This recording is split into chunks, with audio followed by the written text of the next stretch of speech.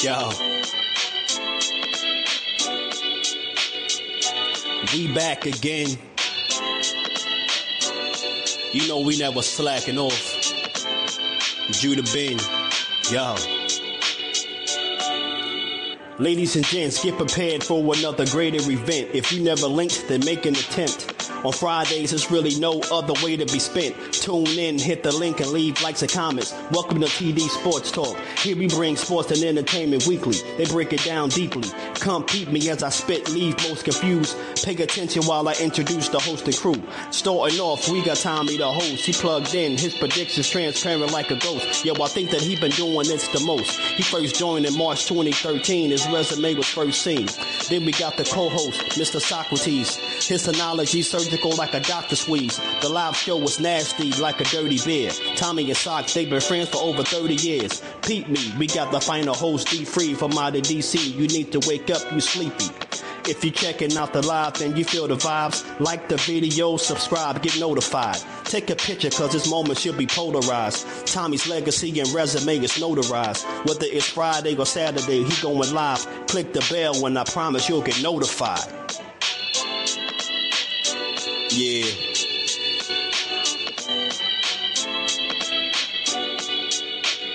Welcome to TD Sports Talk.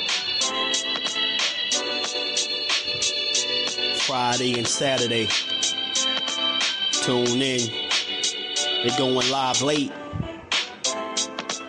Word them up. Shout out to Tommy, Socrates, D-Free. Word them up, word them up. Judah Ben. Yo. Tell a friend or tell a friend, son.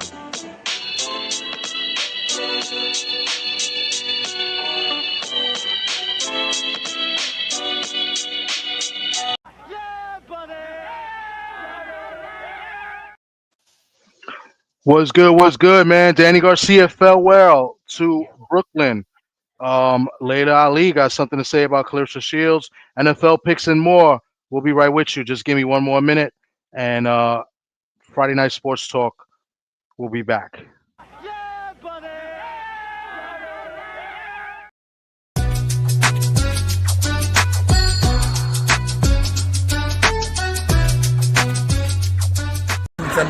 Champion of the world. Shout out to TD Sports. TD Sports. Let's go, chat. Gotcha. TD Sports Talk in the house. Let's go. Shout out to TD Sports, man. B. Norman Jr., man. See you taking the pictures out there and with that New York doing big things, man. Keep doing your thing. 1, 2, 3. Hands on the iron. Yo. What's good? Hope everybody is doing well on this Friday, October the 17th, 2025. Almost Halloween. This year is going by very, very quickly. 2025 is quick, especially after the summer ended. It's been just going by. Tomorrow night, we are in Brooklyn, New York, in the Barclays. We're going to say farewell to Danny Garcia, at least for the Barclays, because I guess if he does win tomorrow, he may continue. We're going to talk about it. My man D-Free is here as well. D-Free, what's going on with you? How's everything? I think you're on mute right now. No. What's good? Everything good with me. Okay. That's what's up. Shout out to everybody in the building. My man B3 Picks TV in the building early. B3 was live today for about 25 hours out of 24 hours today. Yeah. He did a long ass live, but it was good. I mean, I was in there for a bit in the chat. I know everybody got up there and cooked on the, Laila Ali, Claressa Shields. Some people favored Laila Ali's, arguments and and what she was saying. Some people favored what Claressa Shields has been saying. So we're going to talk about it later. I think Socrates will be with us in about a few minutes as well. Marky Dan, what's good with you? The historian, chopped cheese boy. Damn, I can't even be a chopped cheese man. I got to be a chopped cheese boy. That's crazy. D-Free of saluting. Joy Blogs, what's good, Joy Blogs? Hope everything is well with you. I gotta go to your channel, say what's up. It's been a while. I owe you that. I'll be there. You know what? I'm gonna come up and I'm gonna sing for you because that's what we do. I gotta go over there and support, and I gotta sing. So, but I'll be over there shortly. Who else is up in here? Let's see, my man Daniel Barry, Sports Highlights. Says happy Friday. Hello everyone. Salute to you. My man DP Rocker. What's good with you? Had a big win. His Bengals had a big win yesterday, last night. I love that pick. I love the Bengals getting 4.5, but I stay away from the Thursday games. One of us took the Thursday games. He's gonna come on a little bit after 11 o'clock when we do the NFL picks. My man Worm, he's been hot with his NFL picks. So we're gonna get to that too. But he picked the Bengals on his pick, so he said he's not gonna do Thursday nights anymore. Because he picked Thursday night last week and took, I think, the Giants as well. So my man Worm is going to go ahead and he's going to talk about it after 11 o'clock. Who else? Joy. Happy, Joy. Trying to get sure I got everybody. But salute to everybody in the building and making their way in. But you see on the screen, this is the highlights of tonight's talk. We got a little bit of more. We're going to talk about it. Well, I think Sock wants to bring up something as well that is very important. We say goodbye to a former boxing broadcaster a few days ago, so we're going to talk about that as well. But let's go. Let's start off. First things first. Let's start off with tomorrow night. Danny Garcia, DSG, Swift Garcia. He's highlighted the Barclays fought there. This is going to be his 10th fight in the Barclays. He's had some of his best moments in the Barclays, win or lose, win or losses. He's been, some great highlights in there. Obviously, the two losses with one to Thurman and one to Sean Porter. He had great moments in those fights, especially the Keith Thurman fight, which, even though I thought he lost the fight, I thought he had the best moments of that fight. But he's bidding farewell. He's a promoter now, so pretty much everybody on this card is pretty much under him. And he's fighting a local guy, a guy from Queens, coming up from 147, moving up to 154, also named Daniel Gonzalez, also Puerto Rican as well. So he's moving up. He's kind of a veteran. He's been around for a while. He's got 4 losses, and he's tough and sturdy. I got to see him last year in New Jersey. He's a decent guy. He can box. He can move. Very strong guy. He looks great. He looks like $1 million. But sometimes looking like $1 million bucks doesn't make you win fights. So that's what's on the card tomorrow, as well as Chris Colbert, Gabriel Rosado is going to be on the card, and our guy Keith Colon is going to be on the card as well. So I'm going to give it over to D Free. What do you got to say about this card tomorrow, DSG, and just what are you looking forward to seeing tomorrow night? I'm looking forward to seeing Daddy put on a performance for his last fight in Brooklyn. This is a special moment for Danny. He had a lot of highlights in Brooklyn. Like you said, he took 2 losses, but he put on some great performances. Those fights were great fights. Whether he came out of victory or not, they still was great fights. So I'm looking for Danny to put on a great performance. There's some other veterans making a comeback. You got Gabe Rosario coming back. Not really expecting to see much from Gabe Rosario. I'm mainly more so tuning in to see how Danny performs in his last fight, because I know it's going to be an emotional moment for him at the end of that fight. Whether he comes out victorious or not, it's going to be an emotional moment. So I'm just looking for him to put on a great performance. Okay. I got to see Danny's last fight in the Barclays. He fought Jose Benavidez. I thought it was a competitive fight, a lot closer than maybe what people may think. But nevertheless, I thought he won the fight and deserved the decision. But then after the fight, he kind of had a little meltdown and broke down a little bit and just kind of admitted that he's been going through it mentally.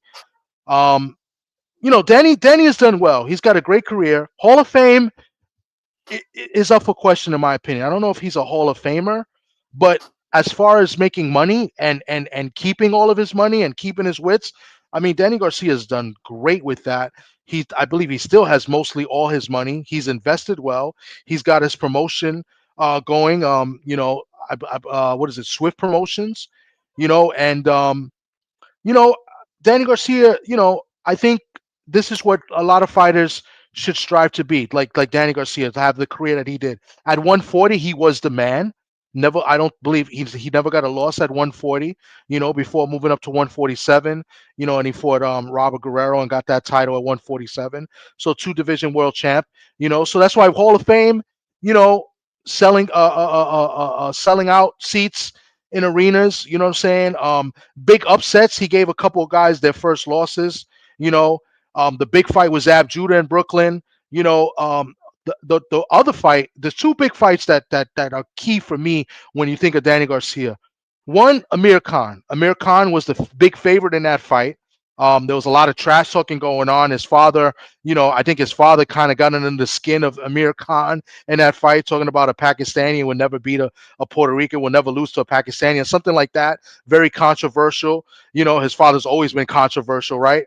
And I put money on Danny Garcia in this fight. I believe he was a 4-1 underdog, and I believe if I remember, I put 3.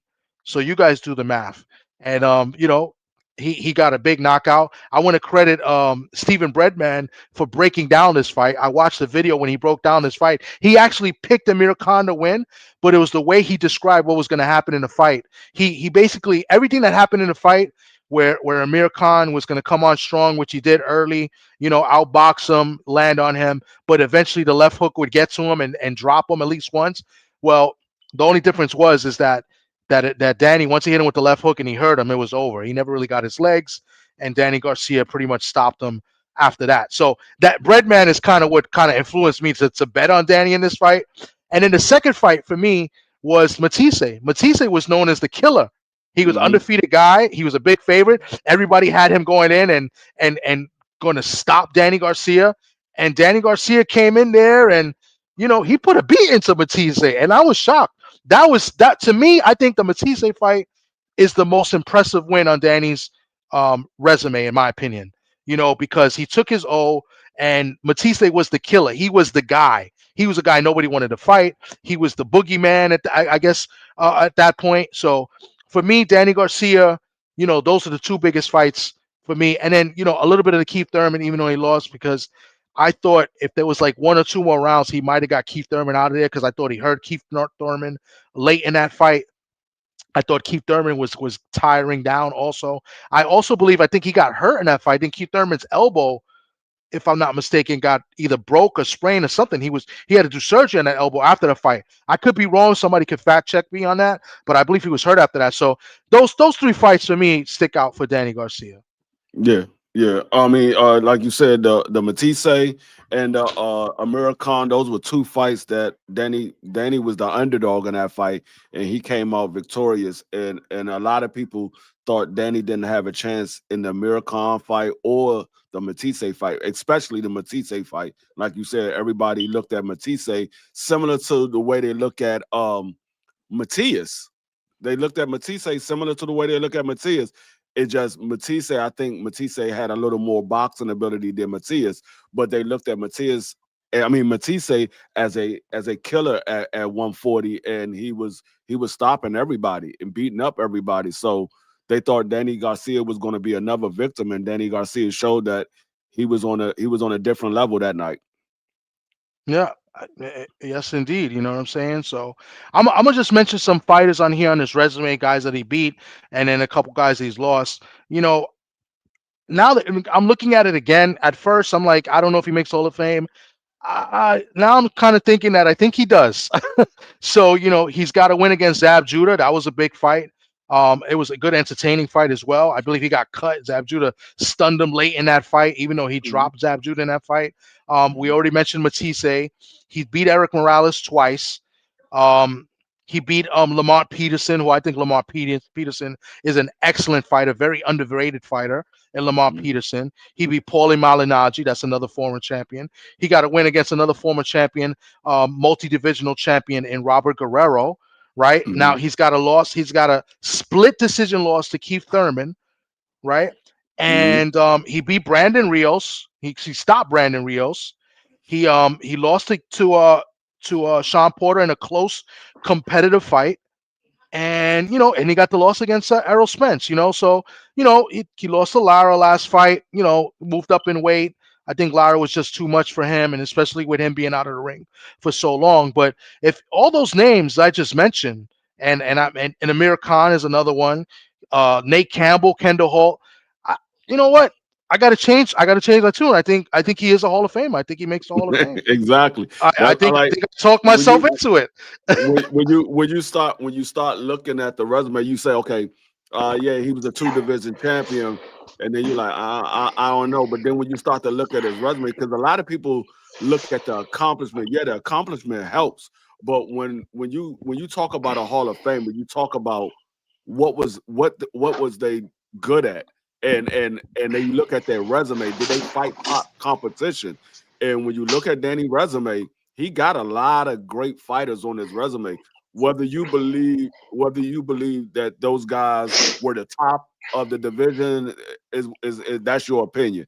But those guys were great fighters. None of those guys that you just named, anybody would say those are bum fighters. Not a single one of those guys you named that anybody would say they was a bum fighter. Now, they might not have liked them at the time that Danny Garcia fought them or whatever have you, but ain't nobody saying that those guys was bums. And to be honest with you, outside of maybe Zab Judah, Danny Garcia fought all those guys, and outside of Zab Judah and Lara, Danny Garcia fought all those guys in their prime. Those guys wasn't fighters that was over the hill and things like that. Those guys was in their prime. And Zab Judah, he was somewhat still in his prime, but I think he was coming out of his prime. But he was still somewhat in his prime. But all of those guys, like I said, except for maybe Zab Judah and Lara, And was all Morales was pretty much done. Morales, too. Morales. Yeah. Those guys, all those guys was in their prime, and those guys, like I said, nobody's going to say that those was some bums that he got on his resume. They're gonna be like, nah, all those guys are good fighters. Yeah, indeed. Welcome to my man, one of my best friends in the whole wide world, Mr. Socrates Palmer Jr. We're talking about tomorrow night's card, Danny Garcia, talking about his career, which might be his farewell fight tomorrow night. What are your thoughts on tomorrow night's fight? And what are your thoughts as Danny Garcia as a whole? And is he a Hall of Fame fighter? First of all, good evening, gentlemen. D Free and Triple T, salute. Good. There was some good dialogue I just heard, for the few minutes that I've been on. Danny Garcia, I've said this on other shows. If my son grew up to be Danny Garcia, I'd be very proud. He's a good person outside the ring. You never hear him getting into anything stupid. He's made good money. More importantly, he still has most of his money. He's invested his money wisely. He shared the ring with a lot of good fighters. The two most significant wins for Danny Garcia was the upset against Amir Khan, and then when he beat Lucas Matisse. At the time, That's exactly what I just said, by the way. You missed my point. Well, yep, go ahead. Yeah, Matisse at the time was a killer. He had just finished beating up Lamont Peterson. He was if you was gonna fight Lucas Matisse, it was like, okay, who else is gonna help me? And Danny Garcia, back-to-back upset wins. That's something. I think Danny is a good son. You could probably say he got the most out of his ability, and I say he's a good son because he probably was loyal to a fault. There was at one point you could probably say, you know what, he could have benefited from going to another direction with another coach, but he stuck by Angel. And Angel I'm not around the Philly boxing scene, but Angel learned on the job. He's like the ultimate little league dad that, he from day one. I mean, you have good little league dads, right? Like, and then you have bad little league dads. Angel, Angel and Danny were a team. You can't think of one without the other. Now, the problem with Danny, I think, is I start to think about, if you remember Rocky 3, and Mick said, the worst thing that happened to you, Rock, was you got civilized. Once Danny started seeing those big checks, there was a different Danny. There became Danny, I'm a professional. I know how to defend myself. I could survive without getting hurt, which is a skill in of its own. Okay. Danny, there were fights that I thought Danny left on the table. And that's why I'm not so gung-ho about him being a Hall of Famer. If you put him in the Hall of Fame, I'm not going to argue with you because of what you said. He shared the ring with the best of his generation, and at the time, he was like the face of one of the faces of PBC, and a young company. He I believe Top Rank was his first company, right? Then he was kind of like with that Golden Boy PBC hybrid, whatever. Yeah. And he was the face of it. I remember I somewhere in my parents' attic or something, I had the Corona bottle with Danny Garcia. They had a series of fighters on beer bottles on Coronas, and it was Danny Garcia. It was like basically all of the Golden Boy guys. Yeah. When Golden Boy was still, when Oscar was, skiing a lot, and Scott Schaefer kind of had control of the company,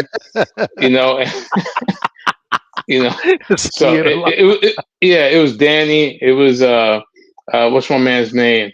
He's a horrible announcer, but he's a pretty good fighter. But he worked for Showtime. He had the bad eye.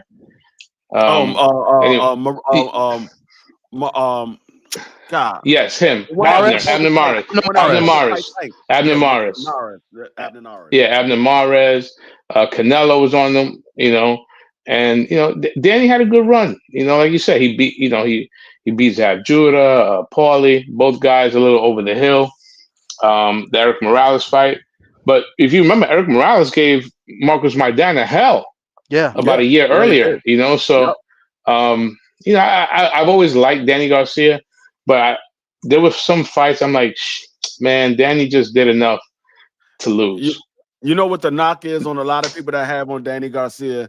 They never got a chance to see the Bud and Danny Garcia at 140. That's what I think. That's what a lot of people have a knock on Danny Garcia. That's the only fight anybody ever mentioned. When it comes to Danny Garcia, when you say, "Oh, Danny Garcia did that," everybody brings up, "Well, he didn't fight Bud Crawford." Well, it's not him. That's politics. Yeah, that was the politics. And that was at the heart. That was at the heart of the politics. When PBC and Top Rank, they wouldn't cross the street. No, you go, you go. No, you go, you go. Yeah. Yes. Yeah. And they had history from the amateurs, from what I understand. But if you look at everyone else, you can say the same about Crawford. Crawford didn't fight necessarily the best of his generation because of politics, but no one thinks about that now because Crawford's the man. So I think that's the only knock anybody ever has on Danny Garcia. It's nothing bad that you could say about Danny Garcia. The only thing I ever hear anybody bring up, oh, well, what happened with the Bud Crawford fight? I mean, it happens. It happens. This is the sport of boxing. You go throughout the history of the sport of boxing, there's plenty of fights that you could say, I wish that fight would have happened. I wish this fight would have happened. It happens every generation. It happens. Yeah.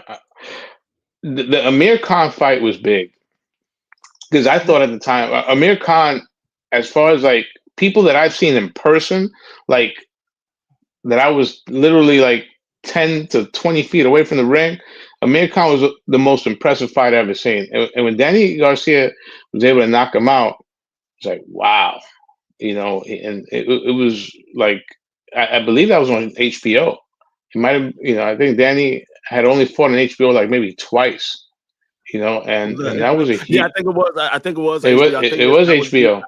I think that was before PBC got to Showtime. I think that was before PBC. Showtime. So yeah, listen. Well, they got to Amir Khan. They got underneath his skin in that fight. Remember, Angel said some controversial things to Amir Khan in that fight.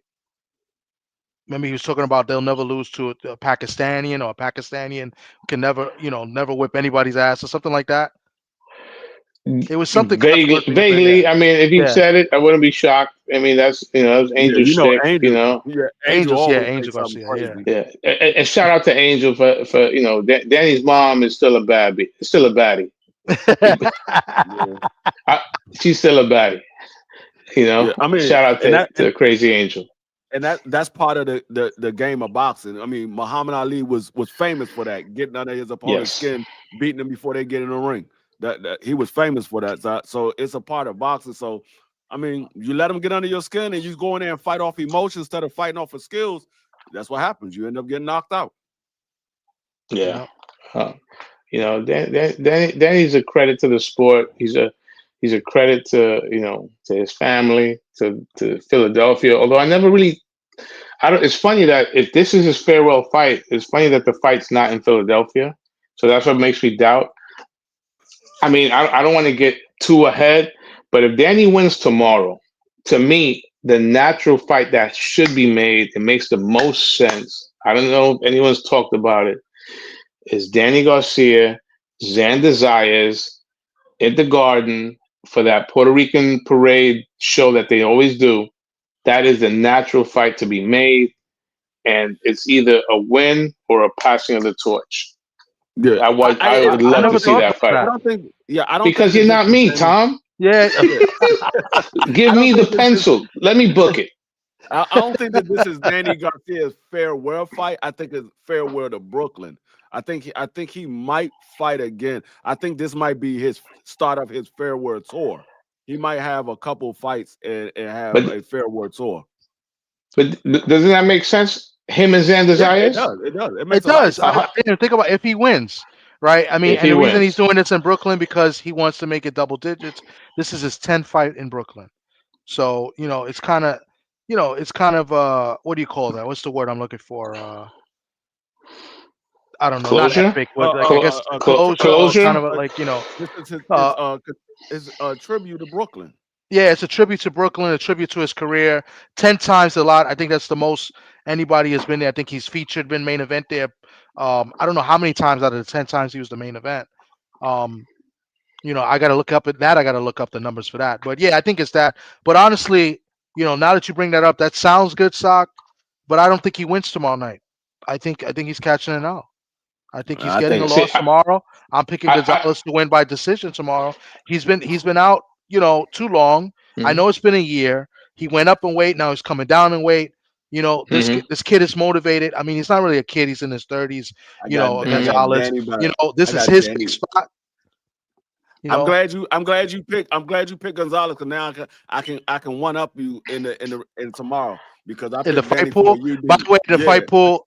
I'm in first place, by the way. Mm-hmm. Look, and it happens. I mean, it's not everybody swan. Not everybody gets to be Michael Jordan, and shooting the J over Russell, right? It happens. I mean, Miguel Cotto caught an L to my guy Saddam Ali. Yeah, it happens. Right. Yeah. It happens. So you lose this. It's not necessarily who you fight; is when you fight them. If you tell me that these guys fight, 10 years ago, Danny Gonzalez doesn't deserve to be in the ring with Danny Garcia. Who is Danny Gonzalez? Is he gonna have his name on the back of his like the way the guys used to tat Caesar's Palace on their back? I don't know this nigga from a hole in the wall. He looked decent. He's from Queens. Your guy promotes him, if I'm not mistaken, Joe DeGuardia. He's a Joe DeGuardia guy. I saw him fight last year in Jersey. He's probably decent. I mean, probably have a Wendy's patch on his trunks because he's a burger. He's always well conditioned. He doesn't really tire in fights. I never heard of him. The nigga could sit next to me on the bus, and I wouldn't even know who he is. Danny gonna come in there and fight the same way he fought Jose Benavidez. Danny gonna go in there and box, and he gonna win a unanimous decision. Watch what I tell you. Hey, and then you guys can catch some points, and you can pass me in first place. But right now I'm in first place. I've been making the right picks in the pool, and I think it's only like 3 or 4 of us that picked Gonzalez in this fight. Hey, you never know. You know what I'm saying? So we'll see what happens. That's why you fight. But that's why I'm saying. And so you say who you said? You say you and 2 others? Me and a couple others. We picked Gonzalez, and we both picked unanimous decision. Him and his parents. So that's 2. So that's 1. Who is this guy? Nah, truthfully, I know who he is. I know who he is. He's a bum. I wanted Milo to knock him out a long time ago. I know exactly who he is. He's a bum. Okay. But anyways. Yeah, Milo's a different guy though, Sock. Yeah. Why not? I wish it'd be nice if Danny would have fought Mielo. That would have been better. Hey, me too. And it would be Danny Garcia's last fight. And then I know, you too. Me too. I got tuition to pay. You get a nice little percentage working out. Yeah, absolutely. Absolutely. Damn Geico went up on me in September for no reason. How much you pay for car insurance, D? Out there. Hello? D? Say that again. I didn't hear you. Say that again. What's your car insurance out there, man? I'm about to use your Addy, man. BVO voice.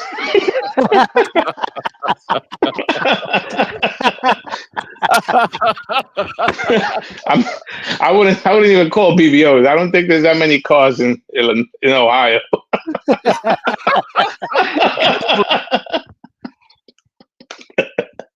Anyways, what are we talking about again? So it seems that both of you guys are going with Danny Garcia tomorrow night. That's what it seems like. Yeah, I mean, I would think so. I think Danny's a little just too polished. Okay. Yeah. Some interesting fight. It's a big card. A lot of fights in this card, but we got some fighters on this card making some comebacks that haven't fought in a while. One in Chris Colbert. Chris Colbert's fighting an 8-rounder against a guy named Blas Ezekiel Caro. I don't know anything about him. 12-8. Yeah. Chris needs to go on monster.com quick and update that resume, though. Wow. I'm gonna keep it thorough. We went from talking about a Hall of Fame resume to talking about a trash resume. I'm like, yo, I know Chris Colbert since he was like 12 years old. It's a wrap. Anyways, change his name to Saran. Change his name to Saran. Change his name to Saran. He's cooked. It's a wrap. He's cooked. He's cooked. So another guy in the card. I can't wait. He better not come in no Mexican outfit. Wow. They gonna have this nigga coming out in the Mexican sombrero. They may think like he was like, just got off of work or something, man. Sugarfoot sherbet.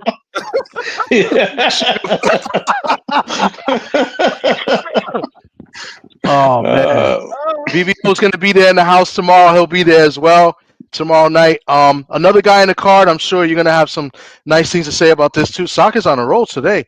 Gabe Rosado's on the card. I fucks with Gabe. I like Gabe. Gabe Rosado's taking out this guy Vaughn Alexander. Gabe hasn't fought in a minute. Vaughn is Devin Alexander's brother from St. Louis, isn't he? I think. You know what? The jailbird. Yeah, he's a jailbird. Yeah, you're right. Yeah. The animal. Yes. He was. He did a vacation stretch in Missouri's finest resort.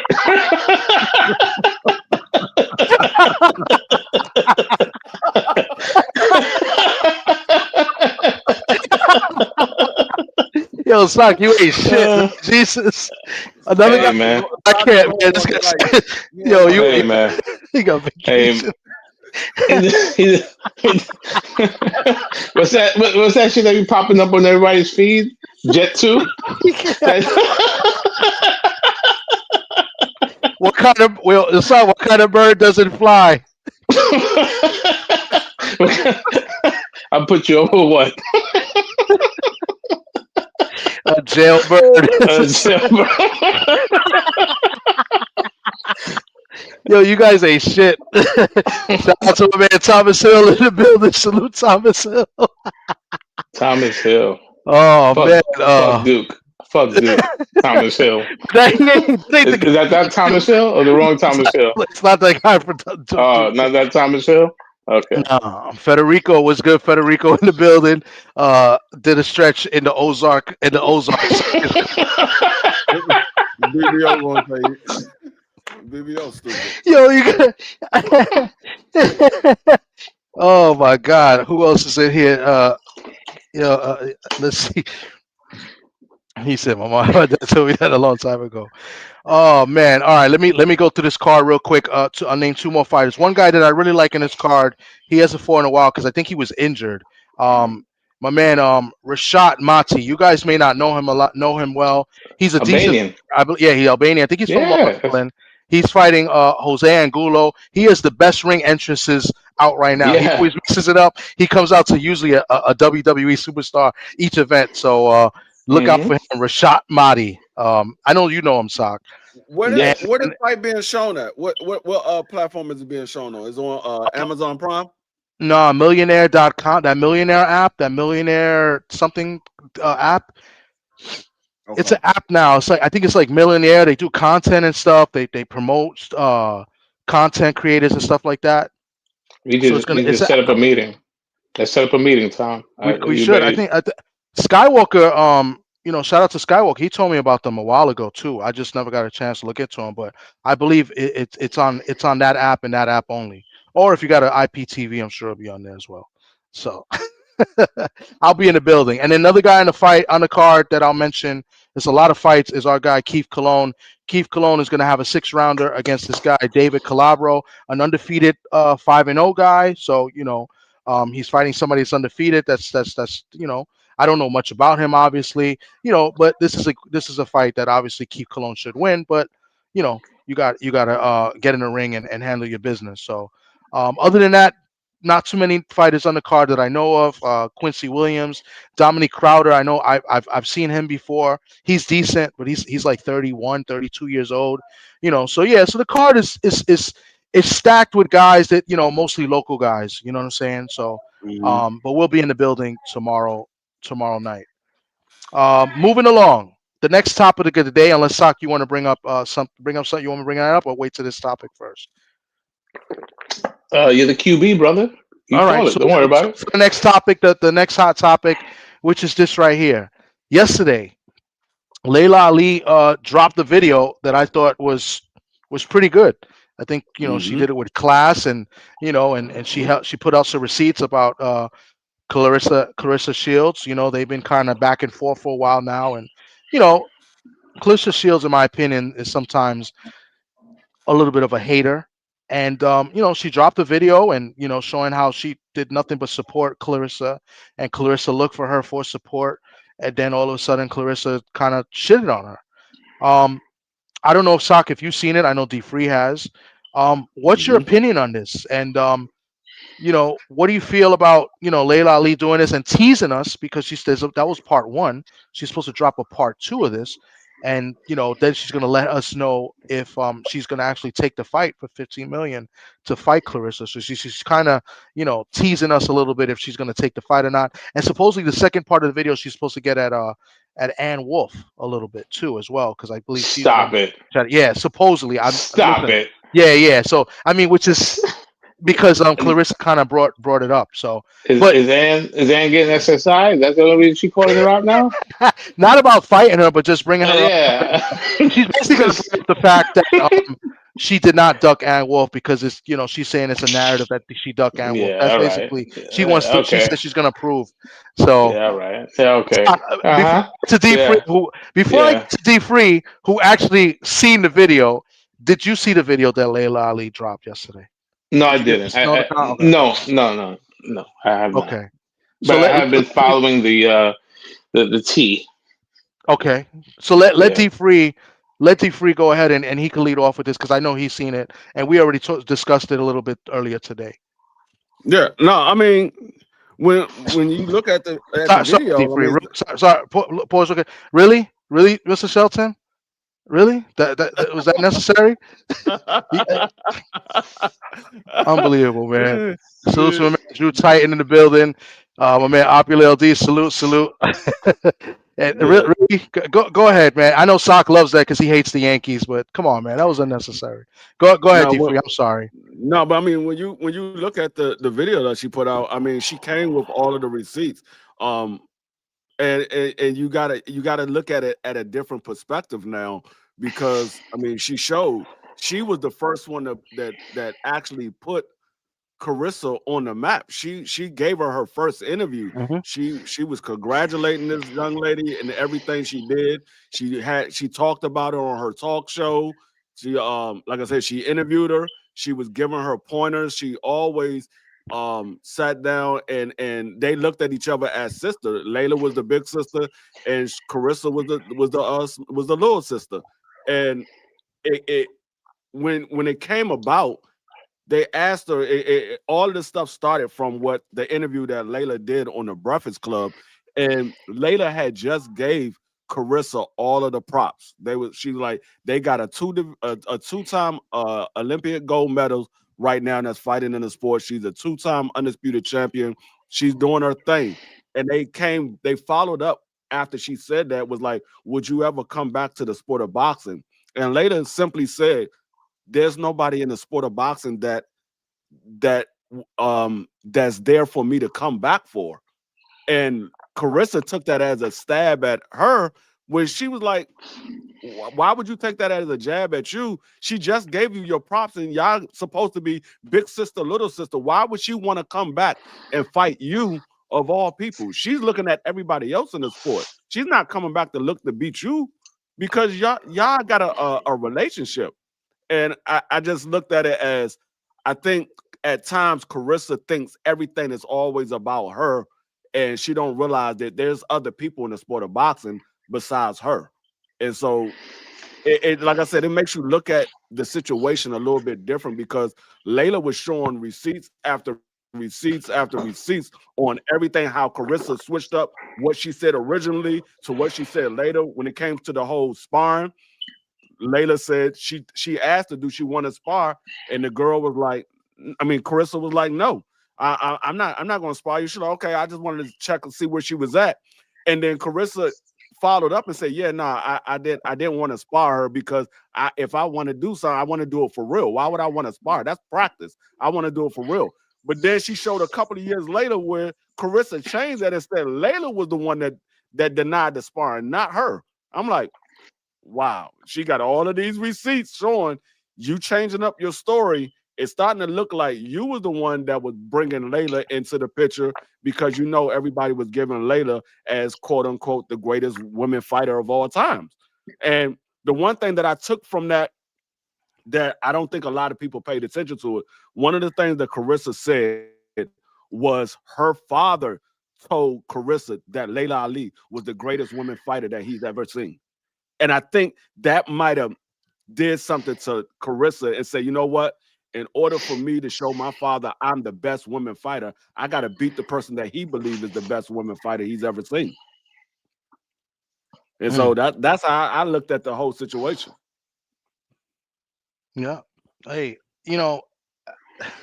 it's a couple of things with this, because Claressa, she comes off as a hater, and it's not just with Laila Ali. It's been with Katie Taylor. It's been with Amanda Serrano.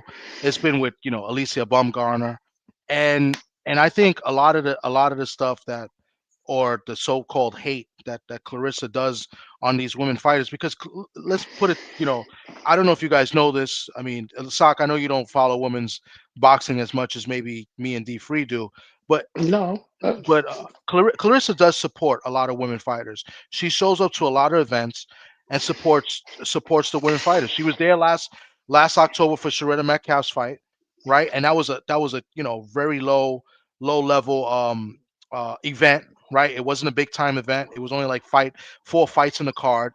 She was the main event, but nevertheless, she was there and showed support. And I thought that was special. I thought that was great. You know what I'm saying? So, but I think Claressa has some insecurities about her. I think it just yes. And say that again. Yes, no, that is spot on. Yeah, the insecurities is what you can put a period. The hate, yeah, what provides the hate towards these fighters, and it's her. It's definitely her. I like how Laila, handled it. She handled with a class, no cursing. She didn't really get quote unquote ghetto or trashed her. She handled it with class, and I guess she's kind of tired of it as well. And I know Marky Dan's gonna come up here and cap for Claressa Shields, so I'll let him come up in a minute. And I thought she handled it very well, but I think Claressa's just gotta go about her career. At the end of the day, the reason why Claressa went and became a second-time Olympic gold medalist is because of Laila Ali. She was the one that influenced her to go to the Olympics a second time. You know what I'm saying? So and I like the way she brought up the receipts about how the key to building yourself is to build on your brand, right? Laila taught her that. You know what I'm saying? And then she brought back how Claressa all of a sudden says that. So I think it's a nice little tease that Layla's doing. They're not going to fight. I don't think she's going to fight. It's like an 18-year gap. Right. It's cool to talk about it. Who would win, Laila or Claressa? I think Laila would beat her if it was prime for prime. I think Laila beats Claressa. That's just my opinion. But I'm gonna land the plane there because we always need somebody to go against the narrative. Well, Go ahead. before marking down, not to pull rank, whatever. I've interviewed Laila Ali on a couple of occasions. At the time, she was married to Jamil McClain, to Yahya McClain, and she is a pleasant person. Like you said, the 18-year age gap. She's our age.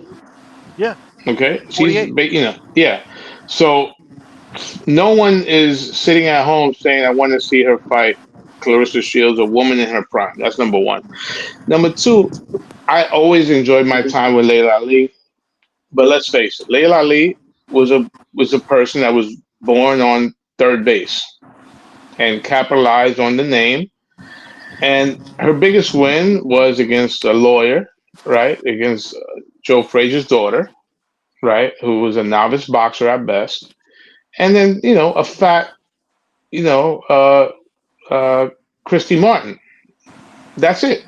Now Laila has something that Claressa Shields will never have. One, the last name. Two, the physical beauty. Now look, beauty's in the eye of the beholder, right? But Laila Ali, if you saw Laila Ali at a party sitting by herself and you saw Claressa Shields sitting to the right of her, very few people, would choose. Colorist, Sock. You're a colorist. No, shut the fuck up. wait. Go ahead, Shut the fuck up. Look, you don't have to pass the paper, what is it, the brown paper bag test, right? From back in the day. You don't have to pass that. Laila Ali is a pretty lady, right? Claressa Shields, not so much, Damn, and listen, I don't care. Look, and I'm not even gonna go into the fact that she's still technically with a married man, right? A sucker, but he's living it up. Hey, he's smashing someone who's 15 years younger than him. Kudos to Papoose, So, like you said, she is a hater. She's always been a hater.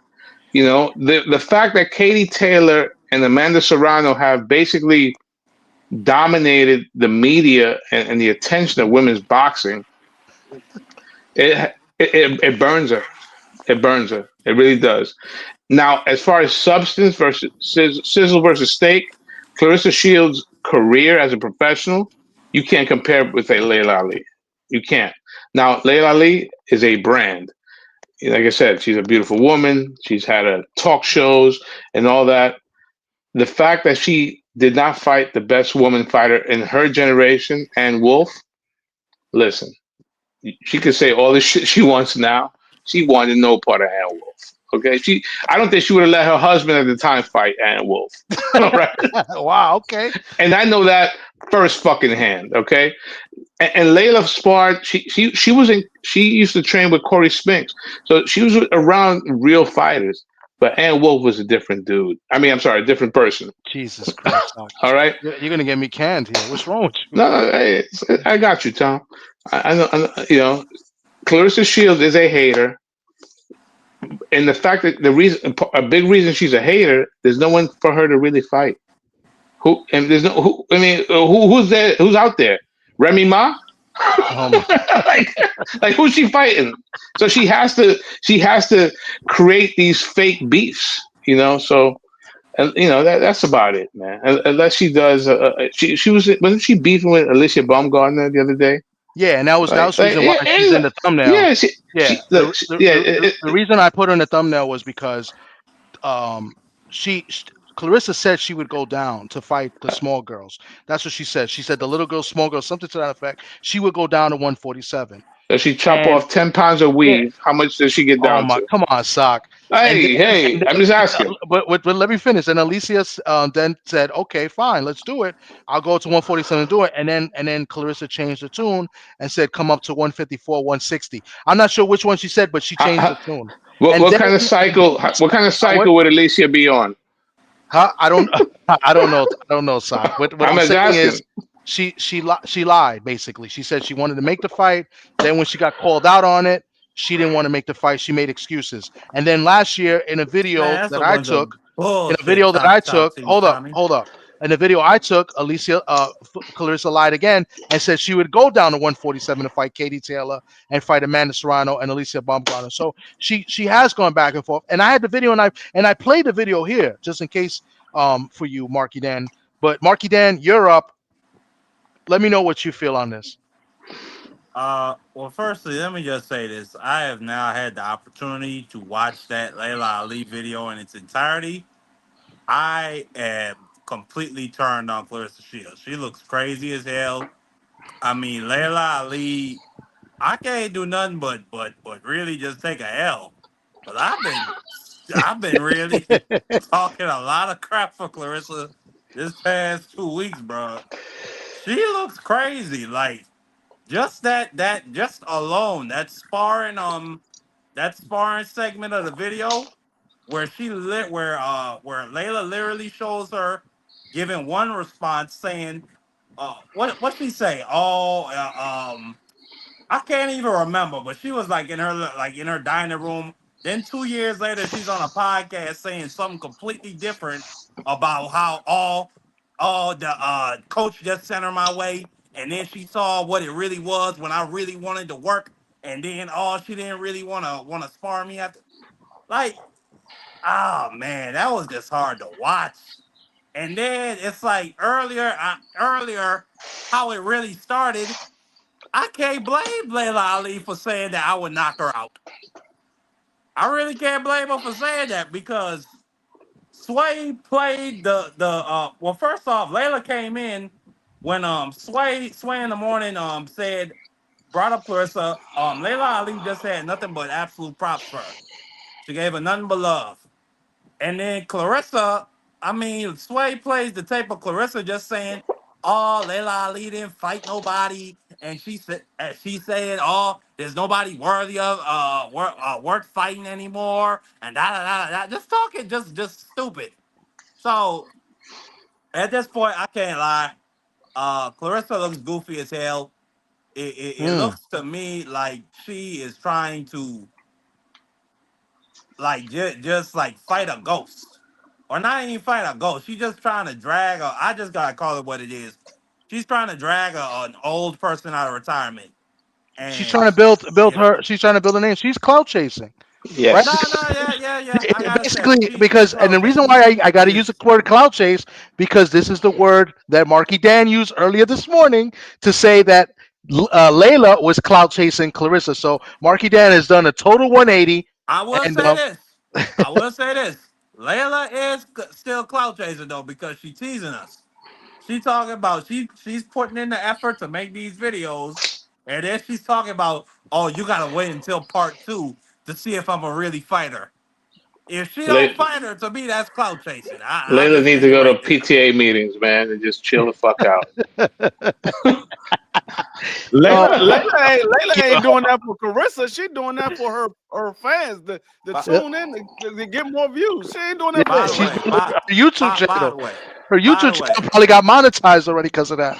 by the way, before Dub Right Side came on here, I wanted to say salute to the Island Boys podcast. My two Puerto Ricans, Frilio, TD. Salute to my guy, Sock from Hispaniola.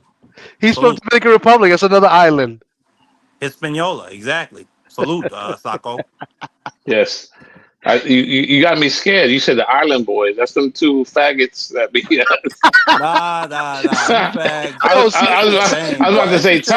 Tom, cut this nigga off. Yo, Sock is wild today. How did I get caught up in that? I don't know. Sock is No, wild. I specifically said Dub, you're not Sock one of is us. wild, Damn bro. it. The whole You're a That's show. Trump supporter from Georgia, Dub. You You're not one of us. Dub, you are up, man. Thanks for being patiently waiting. What do you got? What do you got on this subject, Dub? Before I get into the subject, I don't know how I got caught up in any of this. Anyway, that's a whole nother story. I agree 100% with Sock. Like Claressa Shields, she out of order. She all the way out of order. And I heard Marky, I heard him, like you said, TD. The man done did a whole 180 as far as his opinion goes. Clearly, he didn't listen to the entire video earlier today, but it's ridiculous. All of it is ridiculous. And if anything, I can't say that Laila is clout chasing anything.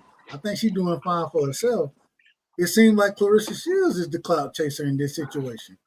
Seems like she's the one who has been attacking, and when those receipts start getting dropped, it's hard to rebuttal them receipts. You were the one saying these things, and now all of a sudden you're the one looking like a fool. You know what I mean? I mean, the only thing that you can say is okay, is she gonna fight her? No, she's not gonna fight her. I would expect 100. Y'all tell me the last time we looked for somebody at 46, 40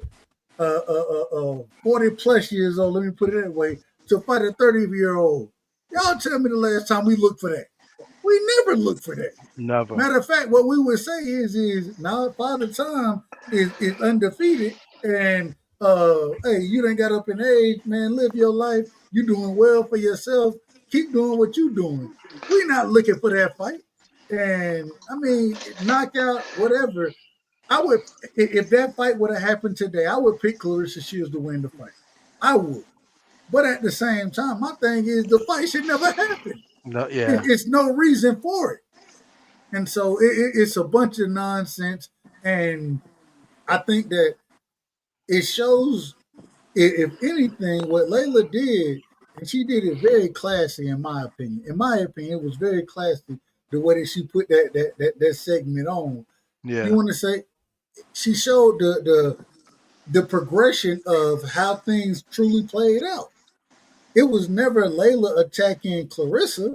It was Claressa, even on the Breakfast Club interview, when Laila said, "Nah, I wouldn't come back. I don't think there's nobody there, really to challenge me." She didn't say she bigged up Claressa even before she said that. So it was no disrespect to Claressa Shields. It was just her saying, "Nah, I'm good."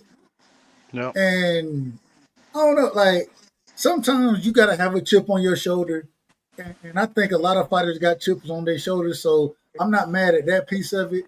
But at the same time, it just seemed like that Claressa Shields made a lot about nothing.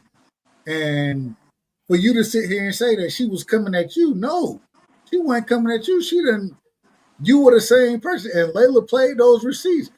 When you talking about what you giving to other fighters, that's what she gave to you, building your brand. She gave that to you, according to you. So it just seemed like, and I understand it.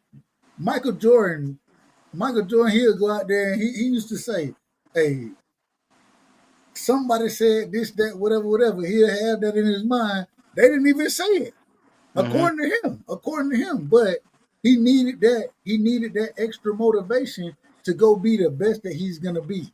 And I think that's kind of what Claressa is at. She got extra motivation from it, but you get motivation from something that never happened.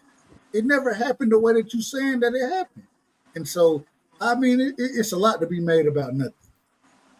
Hey, I gotta answer a question before you go real quick, Thomas.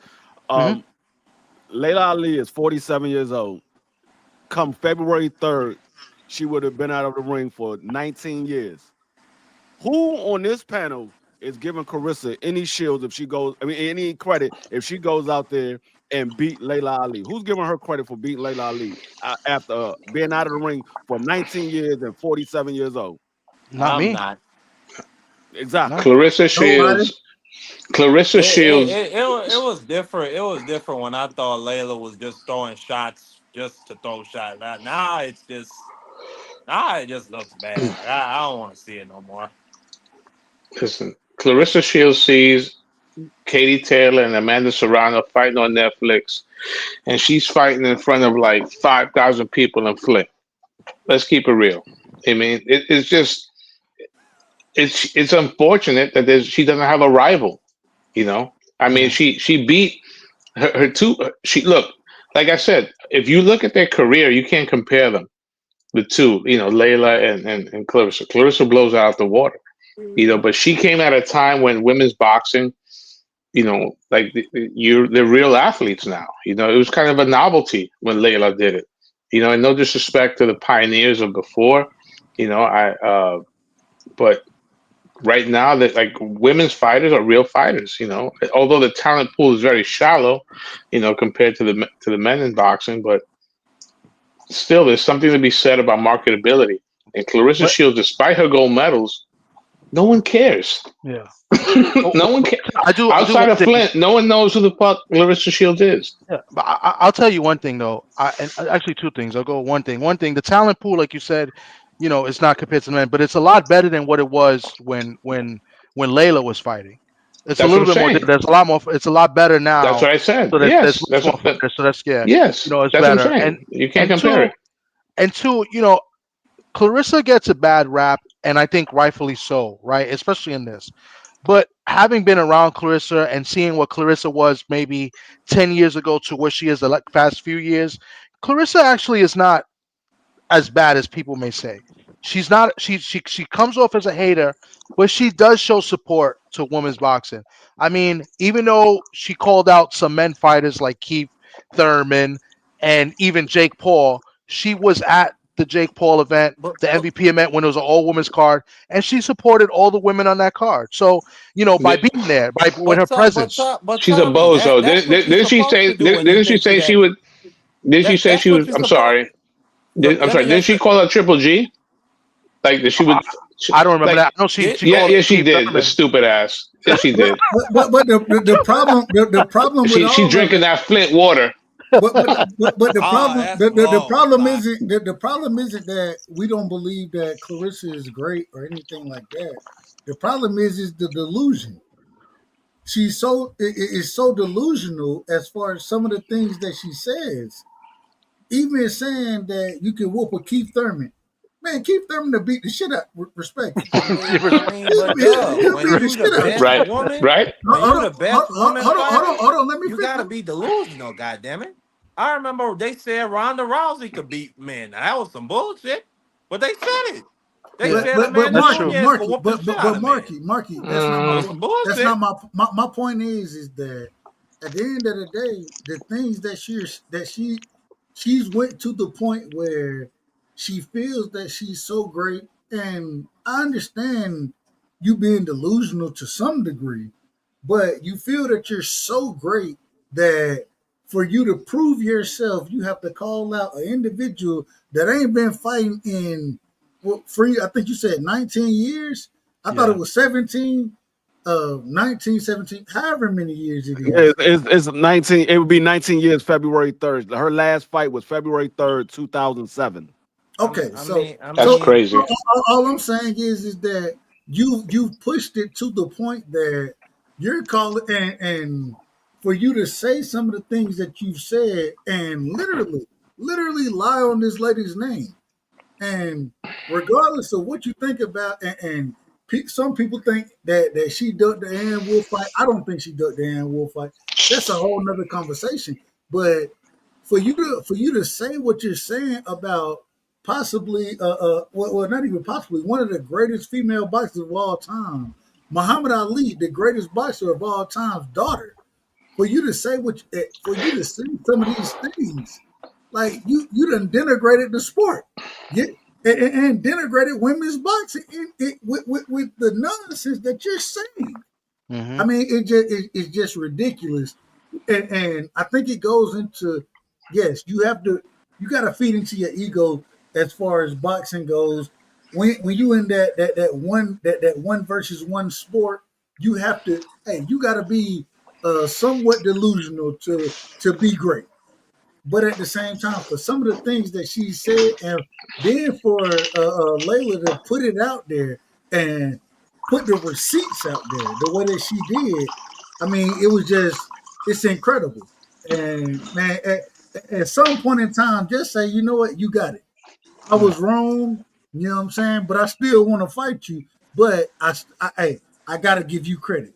I was out of order. She got to Sometimes swallow. She got to swallow her pride, bro. you got to self-reflect and just say, you know what, I was wrong about some of this stuff that I said. Which I don't think Claressa Shields will ever do that. Real quick, let me just read this comment because I want to piggyback off of it. Shout out to Queen 71. She says, then Claressa needs to swallow her pride and make up with Jake so she can get a fight on Netflix too. And I want to piggyback off of this. Shadasia Green has called her out, and I think that'll be a great fight. I think Shadasia Green is a good fighter. She's just as big as Claressa Shields, right? She has a following from New Jersey. I think that'll be a great fight. I think Shadasia's with MVP, so Claressa would have to do that. And then let me read this other comment. She wasn't knocking women out, so I don't know how she thought she was going to knock out any men. Facts. So, which is that's what that's crazy. So great point. And yeah, so. But yeah, man, I agree with you guys, with this, and I wanted to touch up on it because everybody's talking about it. But I think Claressa needs to swallow her pride and and maybe make up, and maybe they should have a sit down and just talk, But obviously we got to wait for Laila Ali's second video. But how can you have a sit down with somebody who done disrespected you the way that Claressa Shields done disrespected Laila? How can you have a sit down with that person? It's not as bad as there can't be no apology. They can't sit down and just speak and build up the sport together. Well, did it get personal? Absolutely, it got personal. In what way? What was personal? I mean, I haven't seen the videos, I just see Claressa as someone who's just thirsty. Like she's just thirsty. I'm telling you, she's a hater. But I think it's mostly because of her insecurities. I think exactly. You said it. You could have ended the segment 45 minutes ago when you said insecure. That's it. Boom.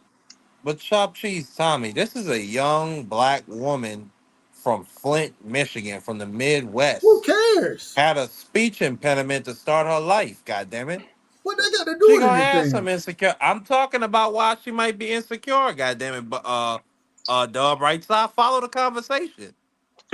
Supposedly, she was also unfortunately, she was taken advantage of, right? Wig in them videos. Did you see her wig to start her life? Jesus but we going there? But the problem, Marky, the problem with what you're saying is that same individual that you're going after now is the same person who has been helping you, according to Claressa. According to her, the one who told you build your brand first, and Claressa is saying, going on other shows saying, what the information I want to give these other young fighters is to build your brand. She got it from that shit was this is the individual who gave you your credibility, who gave you the understanding of the game of how to be the person that you are today. And now all of a sudden you're going. She tried to pull it out, bro. That was crazy. Listen, it's ridiculous. And my last point. My thing is, and then you got to remember, this person is when you was born. This person was 17 years old, getting ready to go and become a professional when you was being born. And so, it's ridiculous all the way around. At some point in time, it's almost like us not paying homage to Michael Jordan, to the Julius Ervings of the world. As far as basketball go, if we're not paying homage to them, and if you listen to any basketball player, they're gonna pay homage to those older guys. But the reason being is because these are the people who paved the way for me. Laila Ali paved the way for Claressa Shields, and now all of a sudden you're gonna disrespect her. Yeah. It doesn't make sense. And let me just point out another thing, to the chat, and I feel the same way. I just, I'm a little bit more nicer, but I get it, and you're right. Oppen and LD says we all been through shit, and that's true. And Queen 71 says, she has a sad story. Whoop de doo. Everybody got a sad story. Yeah, and I've said that multiple times about other people. Everybody's got a story. So But she everybody said ain't that's what I'm everybody saying. though, She needs Top to T. swallow Tommy. her pride and maybe apologize and have a sit down and help build the sport, because she's in a position to really build the sport. I She is think one of the I best think female fighters on the planet. Do y'all think I this think she situation? need to focus. Do y'all think this situation make Claressa look better or worse as far as being the quote Obviously, unquote? it Oh, make her oh, look worse. okay, go ahead. Yeah, I agree. I think it makes her look worse. That's why what she needs to do, or somebody's got to advise her to do, is that she got to swallow whatever pride she has, apologize, and kind of restart. Because people, there are females and little girls that look up to her, and they want to be her. She is the best, or one of, if not the best, one of the I best fighters on the planet today, female wise. So I'm gonna say this. I think, and y'all can feel however you want to feel about it, but I think mental illness might be a real factor in this. Cause some of the shit Laila Ali, like literally what Dub just said right there, like Clarissa looked and sounded crazy. Like 1 second, oh Laila Ali ain't shit, this and that. Then 5 years down the line, you saying a piece of advice you got from her, and you saying that this is the best piece of advice I've ever got. Build your brand. It's just like I don't even know where to go with, because like where to go with Clarissa from here, because it's nobody I'm really interested in seeing the girl fight. yeah. I think she should just get up out the sport, to be honest. I mean, the Her, lady her is dating somebody's husband Yeah. and walking around with she's him a like that's some Jezebel. fly Yeah, shit. she's a Jezebel. We know this. Her peak She's an was odd Savannah person. Marshall. I mean, when she beat Savannah Marshall, I gained a lot of respect for her. When she went to PFL and fought in MMA, and she took a L, I got a lot of respect for her. She is a walking contradiction. Like, I want to root for Clarissa, but then she does some dumb shit. That's always been my problem with her. Her mouth. I think she's a talented young lady. Respect for her. She went through a lot as a kid. And she's beaten better fighters than Laila Ali ever did. Like the best fighter Laila Ali ever beat was like Valerie Mahfoud, if I'm not mistaken. Like, let's keep it a buck. I mean, if Laila Ali didn't look the way she looked, and her last name was not Ali, But the problem, Sock, I would agree. but the yeah. problem, Sock, is back then, like today, you have more opportunities as far as women boxing go, simply because it's more fighters in the sport. Back then, Ye- you didn't have as many fighters in the sport, and because you didn't have it, it got to a point where it wasn't nobody to fight. You know what I Mhm. mean? So, I Even mean, that, yeah. I mean, women biologically are smaller than men. And I think it still translates today. The more intriguing fights are at the lighter weight classes. I mean, Christy Martin was small. I can't remember her name. the The fighter that Emmanuel Stewart used to train, who is the best fighter of all time, bar none. The one that was $1 million baby. Help me out. Nobody. Hmm. Crickets. The $1 million baby. $1 million baby. She was the One, villain in the $1 million baby. The one yeah, that Emmanuel Stewart used to train and low key used to smash. man, hey, Sock, I'm gonna be honest with you. I don't even know. I can go back old school boxing men's wise. hmm I can't go back old school boxing women's wise But Christy because Martin, Christy I Martin mean, was a pioneer.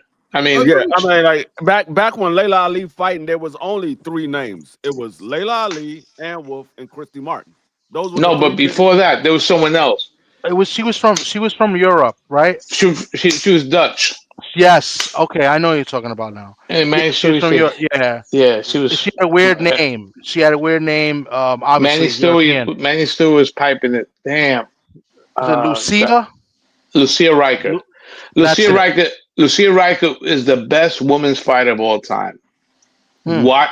There's this thing called YouTube. Might have heard of it. This guy's a clown. Real quick. She was. She's the best. Real Hey, quick. hey, before, if anybody don't know, Sock is in rare form tonight. So Yeah.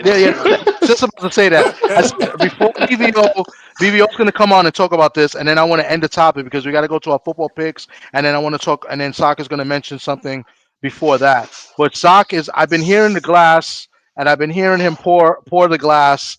At least 3 times already. He's been sipping, and he's been dropping a lot of F words on here. So before we get canceled, Hey, Sock, keep just want pouring to let up. you guys know that we're gonna. Sock. Keep pouring up. I'm done actually. Welcome to the panel, BBO. What's good? We're gonna see BBO tomorrow in Brooklyn. Ohio's finest. Oh, salute to my African brother, Shock, man. Salute, Sock man. drinking that. Go mama Buckeyes. water. Go Buckeyes, right? Go Yankees, right? I don't fuck with the Yankees. I don't fuck with the Yankees. Are you a Mets fan? He's a Red Sox fan. How? Come on, no, man. My Guardians are done, so it is what it is. But hey, the whole thing with Claressa, man, it's making her look bad. But when doesn't she look bad? Her ego's out of control. When you see her not being in Amanda Serrano's spot as Jake Paul's partner in MVP, it's going to show what kind of person she is, man. If you want to get to it, man, that's what happened when you are an egomaniac, man. You just cost yourself money after money because all Laila gonna do is sell some more purses and panties with this. That's all she gonna do. I mean, because Laila ain't coming back. Is Laila gonna wear them first before she sell them? I don't know. I'm just saying.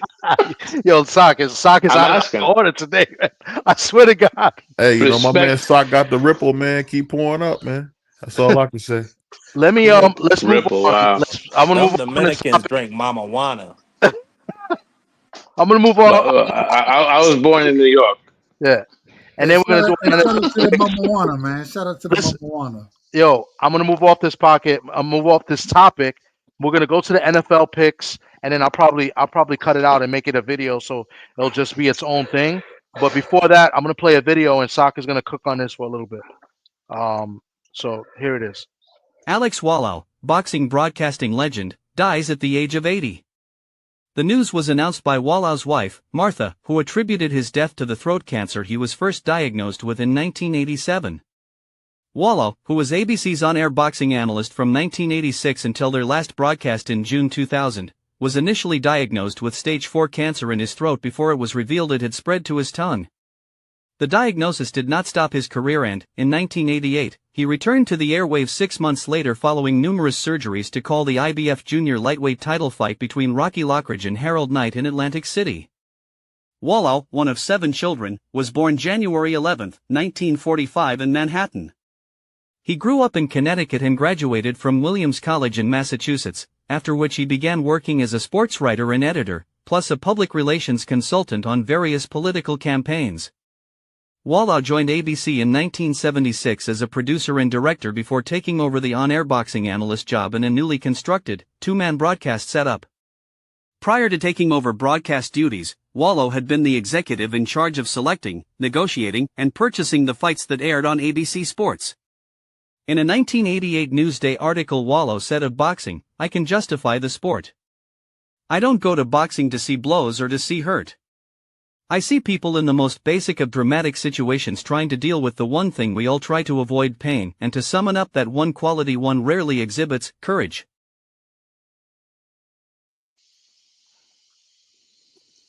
Yeah, rest in peace to Alex Wallau. If you're of a certain age, you remember him on ABC Wide World of Sports. He passed away on October 10th at the age of 80, like the video said. He had a great career. You know, he was one of the first guys to go after Don King in a major way. You know, in 1977, Don King had this tournament, and it was basically bullshit, and he called him out on it. And you know, it was a lot of rigged fights and the rankings. he wound up being president of ABC. Think about that shit. President of the of a major network. He died of, like it said, cancer, and he was a staple in the boxing community. He was Jim Lampley's first partner on ABC Wide World of Sports, and then he was with Dan Dierdorf on the fights on Saturdays, like in the late '80s, '90s. He had a good life, and rest in peace to Alex Wallow. He's a real gentleman and a good guy. Well, thank you for that for Sock. I do remember him on Channel 7 here. ABC for us is Channel 7. Yes. Covering some of the fights back in the day in the '80s. We first pretty much watched boxing, right? I didn't really have cable, so I could only see what was on local TV. So, well, boxing used to be on before. Boxing was an important sport in this country at one point. Yeah. It was on ABC, it was on CBS, yeah, it was on NBC. I mean, ABC televised so many great fights that I remember just off the top of my head. Barry McGuigan against Barry McGuigan when he beat the Panamanian fighter for the world title. Ali fought a lot of Ali and Spinks was on ABC. Like, boxing was a big thing. I remember they had Rocky Lockridge. Thank you. Back when he was really young against Eusebio Pedraza. Exactly. That's exactly who McGuigan beat. Yep. That's who McGuigan beat. Yes, Pedraza. Thank you very much. Yeah, I lost the name. ABC was a big deal. Yeah, ABC was a big deal. And Alex Wallow was a big part of that. James Toney fought a lot. He televised a lot of James Toney fights. They went to Puerto Rico once. I can't. I think it was probably with Bazooka Gomez. Yeah. It was Jose Ramirez versus the guy that Chavez beat. He was a Puerto Rican fighter. I can't think of his name though. Rosario. Yeah. Edwin Rosario. Rosario. Yeah. Yes. Well, Camacho beat Bazooka Limon in Puerto Rico on ABC. Bobby Chacon beat Bazooka Limon in Puerto Rico. That was that was terrible. What they did to Bazooka. R.I.P. to Bobby, man. All right, guys, we're gonna move over. What I'm gonna do is I'm just gonna play a little clip real quick, just so I know where to cut the video, so I can put the NFL picks, and then we'll just kind of we'll start it off. So just bear with me right now.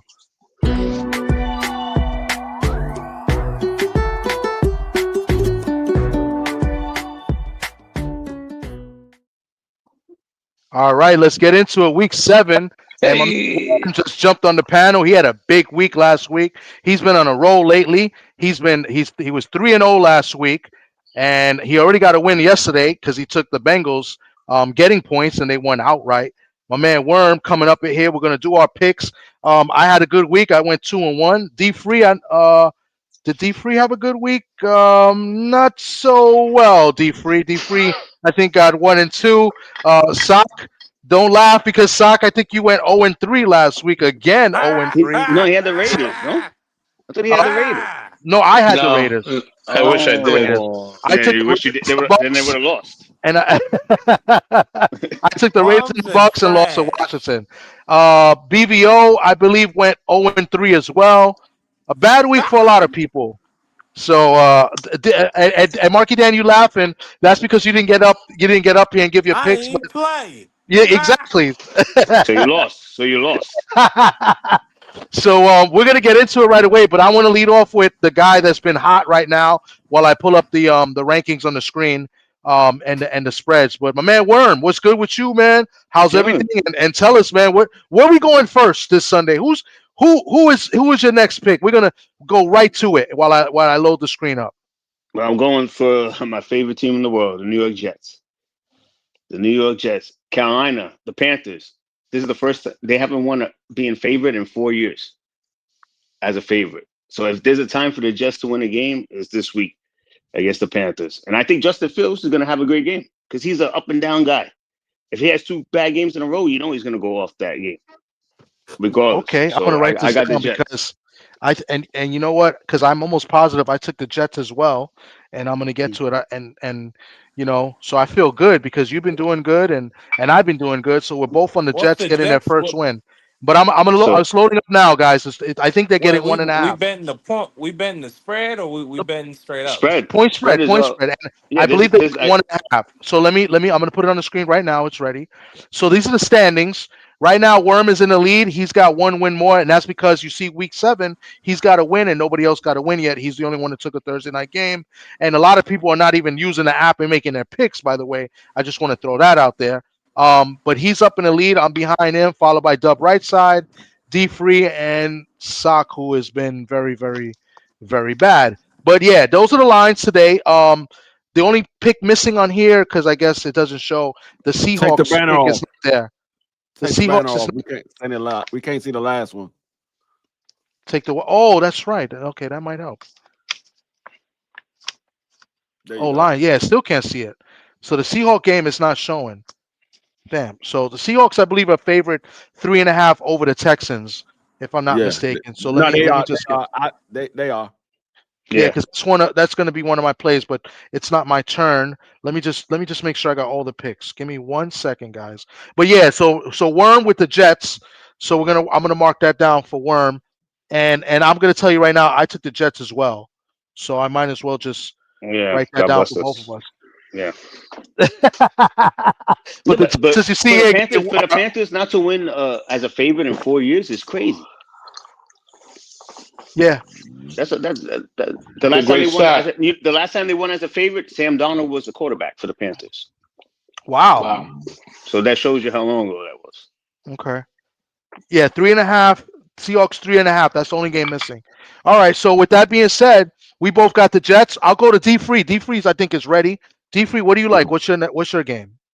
I got New England over Tennessee. They are favored by 7.5, so they got to win by 8. I don't like Tennessee offense. I don't like Tennessee defense. And New England, they've been playing good ball as of late. Mike Vrabel got Drake May looking like an all-star out there right now. So I'm gonna go with New England over Tennessee. A good revenge spot for Vrabel too, to go back to Tennessee after they fired the coach last week. Wow. Yep. That's good. Yep. Nice. Sock, you got to get a winner for us. The people want to see you win. You've been losing and losing and losing. I mean, people might be waiting for your pick to go the opposite way, Sock. I'm gonna keep it real. Damn, that's the worst. Well, Murphy's Law, right? From Robocop. That's right. So let's see. The Philadelphia Eagles. Don't do it, but Sock. Don't do it, Sock. Don't Anything do he's it, gonna Sock. say, I'm gonna laugh. Stay in your lane. Stay in your lane. Stay in your lane. Anything he's gonna say, I'm laughing. I like the Eagles to beat the Vikings. Anybody but the Birds. That's Marky Dan's favorite team. So anybody but the Birds. So he likes the Eagles minus 2.5 at Minnesota. Yes, God I think. Damn you! Listen. Yeah. I still. I believe Wentz is going to start. So Wentz is revenge game. That's a revenge game from Wentz. Wentz is going to start versus the Eagles. Yeah, revenge game. Yes. He's going to read that Bible 10 times before that game. Oh, man. Holy cross. Psalm 32, verse 6 says, the Eagles shall not lose 3 in a row. Chop cheese, boy. The Eagles shall not lose 3 in a row. They should so not. it is said. So it is said, nevermore. Boy. But no luck, Sock. The Eagles may win, but they'll win by 1 and they won't win. They won't cover the spread. Yeah, stop betting on it. Yeah, exactly what happened. No, they're gonna win with a field goal, so that would make it 3. Fuck face. Okay. This guy's doing good math today. He's great math. Yes. Side. What do you like this week? Is Dub there? No, he's there. I got the Colts, man. I'm going Colts over Chargers. I don't think the Chargers. I mean, hey, it's plus 1.5. The Colts, they've been running the ball well. Daniel Jones, I say this respectfully, and I'm not a Daniel Jones fan, but the man been playing out of his mind. I don't understand it, but yeah, I gotta go. I'm definitely gonna go Colts, Chargers. I don't think that man. I'm just gonna be honest. I think that the Chargers offense is overrated. I think it's overrated. Mm. In my opinion, and shout out to McConkley. You know what I'm saying? He a Georgia boy. I don't think Justin Herbert. I really don't think Justin Herbert is as good as people are advertising. And so I'm going Colts, Chargers in this one. Okay. I'm gonna save Marky for last. Let me go to BVO because BVO might have a lot to say here. You know, at last week he was a little crazy last week. Is BVO No there? good Puerto Rican. Hey, salute to my brother Worm. I got paid. Yeah, yo, I swear I sent that to you, but then I looked through every fucking document in my phone to see if I paid you, and I was like, I didn't pay this motherfucker. And then I was like, I swore I did it. I don't know if it was a dream a couple of months ago, but I had to do it that. I don't know if My it was bad, a my dream. bad, my bad, yo. Man, niggas have it. Hold on, man. Niggas having dreams about paying niggas, man. Yeah, but I sent that shit. You know what it was? You know what it was? I sent that shit to somebody that night. Somebody, whoever that shit went to somebody. You don't even know who you sent the money to. No, you don't even know who somebody in Cleveland got the money, and they have a Fortune 500 company off that $40 investment. You know, I could go to the Bronx and buy a whole house, man. No, you wish. I wish. No, you wouldn't. Expensive out here, brother. You don't know. Yeah. BBO, you're not getting your money, brother. You're not getting your money. No, he got it. He got it. He No, got paid. I got paid. You got it? Yeah, I got paid. I was Hey, shocked. well, hey, look, you better than me because ATL Unanimous still owe me. Oh my, yo, this guy, yo, you people over there acting like you like the Gambino crime family over there. We the Gambino crime family over here. Oh, it was me. We don't play that shit over here either. BVO, what's your play? But I got the MVP of the league so far. I got the Bucks beating the Lions. Baker Mayfield has been the best quarterback in football, in my opinion. Really great. And the thing about it is, you know, he's had a cast of characters he's been winning with. So, I mean, shout out to Baker Mayfield. I wish he was in Cleveland, man. I'm sorry. Andrew, Barry, and Stefanski got dumbasses, man. We got to watch you win in Tampa. But shout out to Big Daddy, man. Big Daddy Jesus. Damn.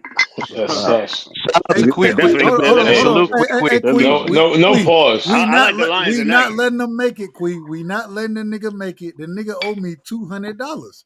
Oh, here we go. We're not letting the nigga make it. Give my money, man. Hey, no, I'm saying to give my money, man. Pay me my damn money, man. Hey, yeah, the nigga Worm said I had a dream that I paid you. I had a dream, man. MLK. Someone got that $40 though. That I sent it to somebody, bro. All right. So that's about Marky Dan. Probably. Marky Dan, who do you like and why? You could send me $40 anytime, brother. But vice versa. I'm gonna take my birds for the -2.5. I gotta balance out the Dominicans' bad luck. Yeah, give me my birds -2.5. All right, so that's the first round of picks. We'll go back to Worm because Worm gives us the breakdowns of the games. Worm is going to have 4 picks this week because he took his game yesterday, but he's going to give us 3 for the show for the people that are following. So Worm, what's your second pick and why? So just like who picked Indy before? Dub Rightside took the Colts. Dub Rightside, yeah. I'm selling Indy this week. I'm picking the Chargers. There's no way in hell that Harbaugh is going to lose 4 in a row against the spread. He has never lost 4 in a row against the spread in his career. Harbaugh's a great coach. You have to sell high on the Colts. It's like a stock market. Everybody's on the Colts. And look how they played last week against Jacoby Brissett. They almost lost. Yeah. So there's an upgrade in the team this week, especially Harbaugh losing 4 in a row against the spread never happened in his coaching career. This is not happening this week. There's no way. I got Chargers. They can't stop the run. There's some days some teams can't. There's only one team that's defined that can't stop the run in the league, and that's the Dolphins. Everybody else is week by week. It's not like back in the day. The Cowboys can't stop. They can't stop nothing. They can't even stop a punt. So, you can't compare that. At the end of the day, it's like you say, boxing makes styles make fights. Just like in the NFL, it's becoming like that. So I see Harbaugh rallying his team, and their home, which is not really a home field advantage, but Indy sell high. I mean, this can't keep going on. It's negative regression coming up for Indy. Okay. Maybe 2 picks by Daniel Jones. Damn, don't say that. I got him on my team. Well, then he's definitely gonna throw 2 picks. Fuck. Jesus. Got a bench. All right, I'll follow up.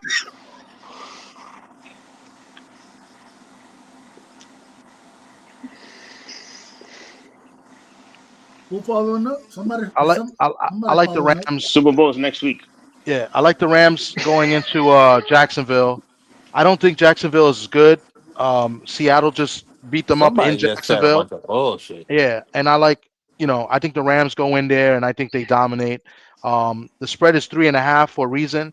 You would think that the spread would be a little bit lower with the Rams, traveling to the East Coast again. No, they're in England. They're in England. Oh, okay. Well, they're traveling. Jacksonville is back in England again. So to the East Coast. That's their home field. That's their field. I like the Jags in that game.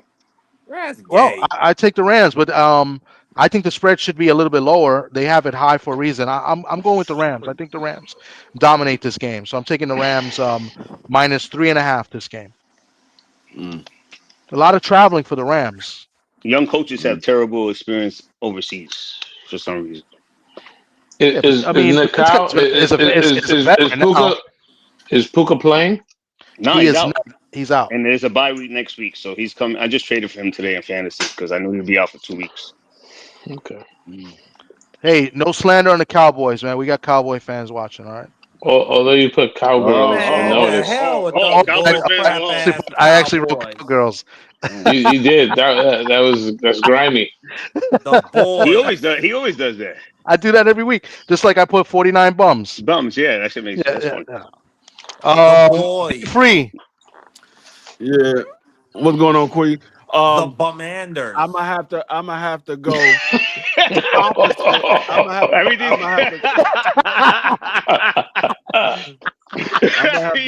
Opposite of what BBO say. I'm going with the Lions.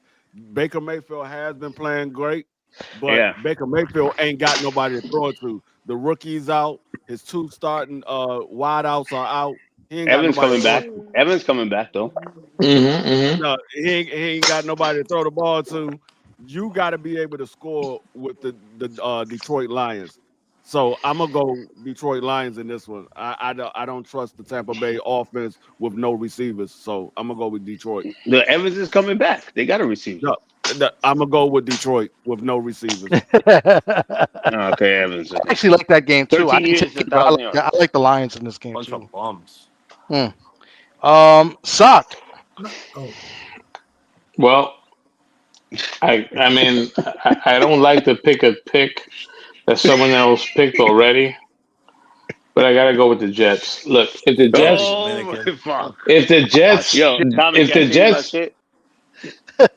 fuck you.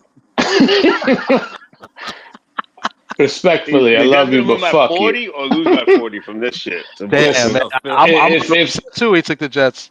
If the Jets are gonna win the game, it's gonna be in 48 hours. Okay, look, there's listen, the fireman is gonna be fired up. Listen, he's a phone. He should be a Dolphins fan. Beningo's whole, my idol. Yeah, look, Beningo slapping his wife on Tuesday depends on it. After golf. Inside joke. After golf. Inside joke. That's how you Dominicans like to joke. Jeez. No, man. Joe Beningo. Do you know who Joe Beningo is? No, they don't know who that is. They don't know who that is. That's too local. It's too local. I call that guy. I've been calling that guy since 1998 on the air. Give me the JETS. The Panthers will get ambushed in the ghetto lands. Oh man, Worm. I don't know, Worm. I'm sorry.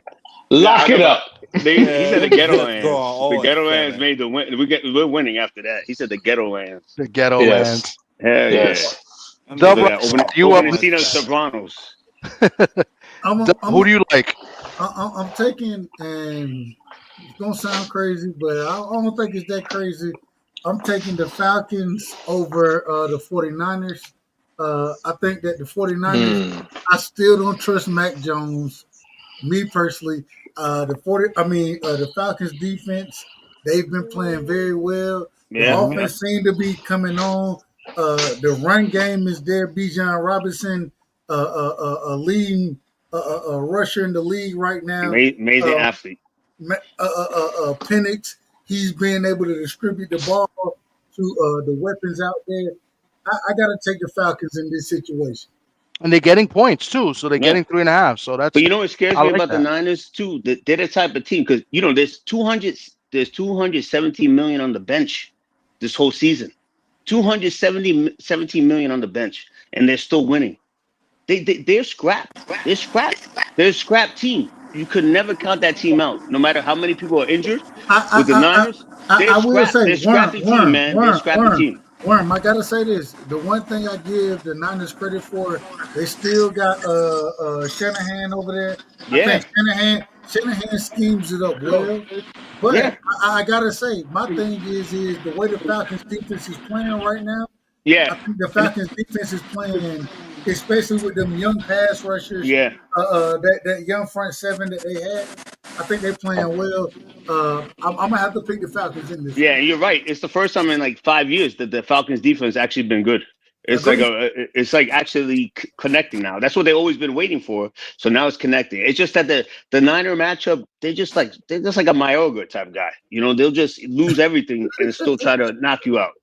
And my biggest problem with the Niners is that I don't give a damn what y'all want to tell me. I don't trust Mac Jones. I don't trust him. He getting a big contract. He's gonna be my quarterback next year. You didn't know last week what I said. That man was a national champion. He's my quarterback next year. Who cares if he was a national champion? I'm talking about the NFL. Everybody's a national champion on Alabama. Who said that? Everybody's a national. I'm a national champion. I clean the toilets in Alabama. I'm a national champion. I clean the toilets in Alabama. I'm a national coordinator as his OC, Dub, when he was with the Patriots. He didn't have no system over there.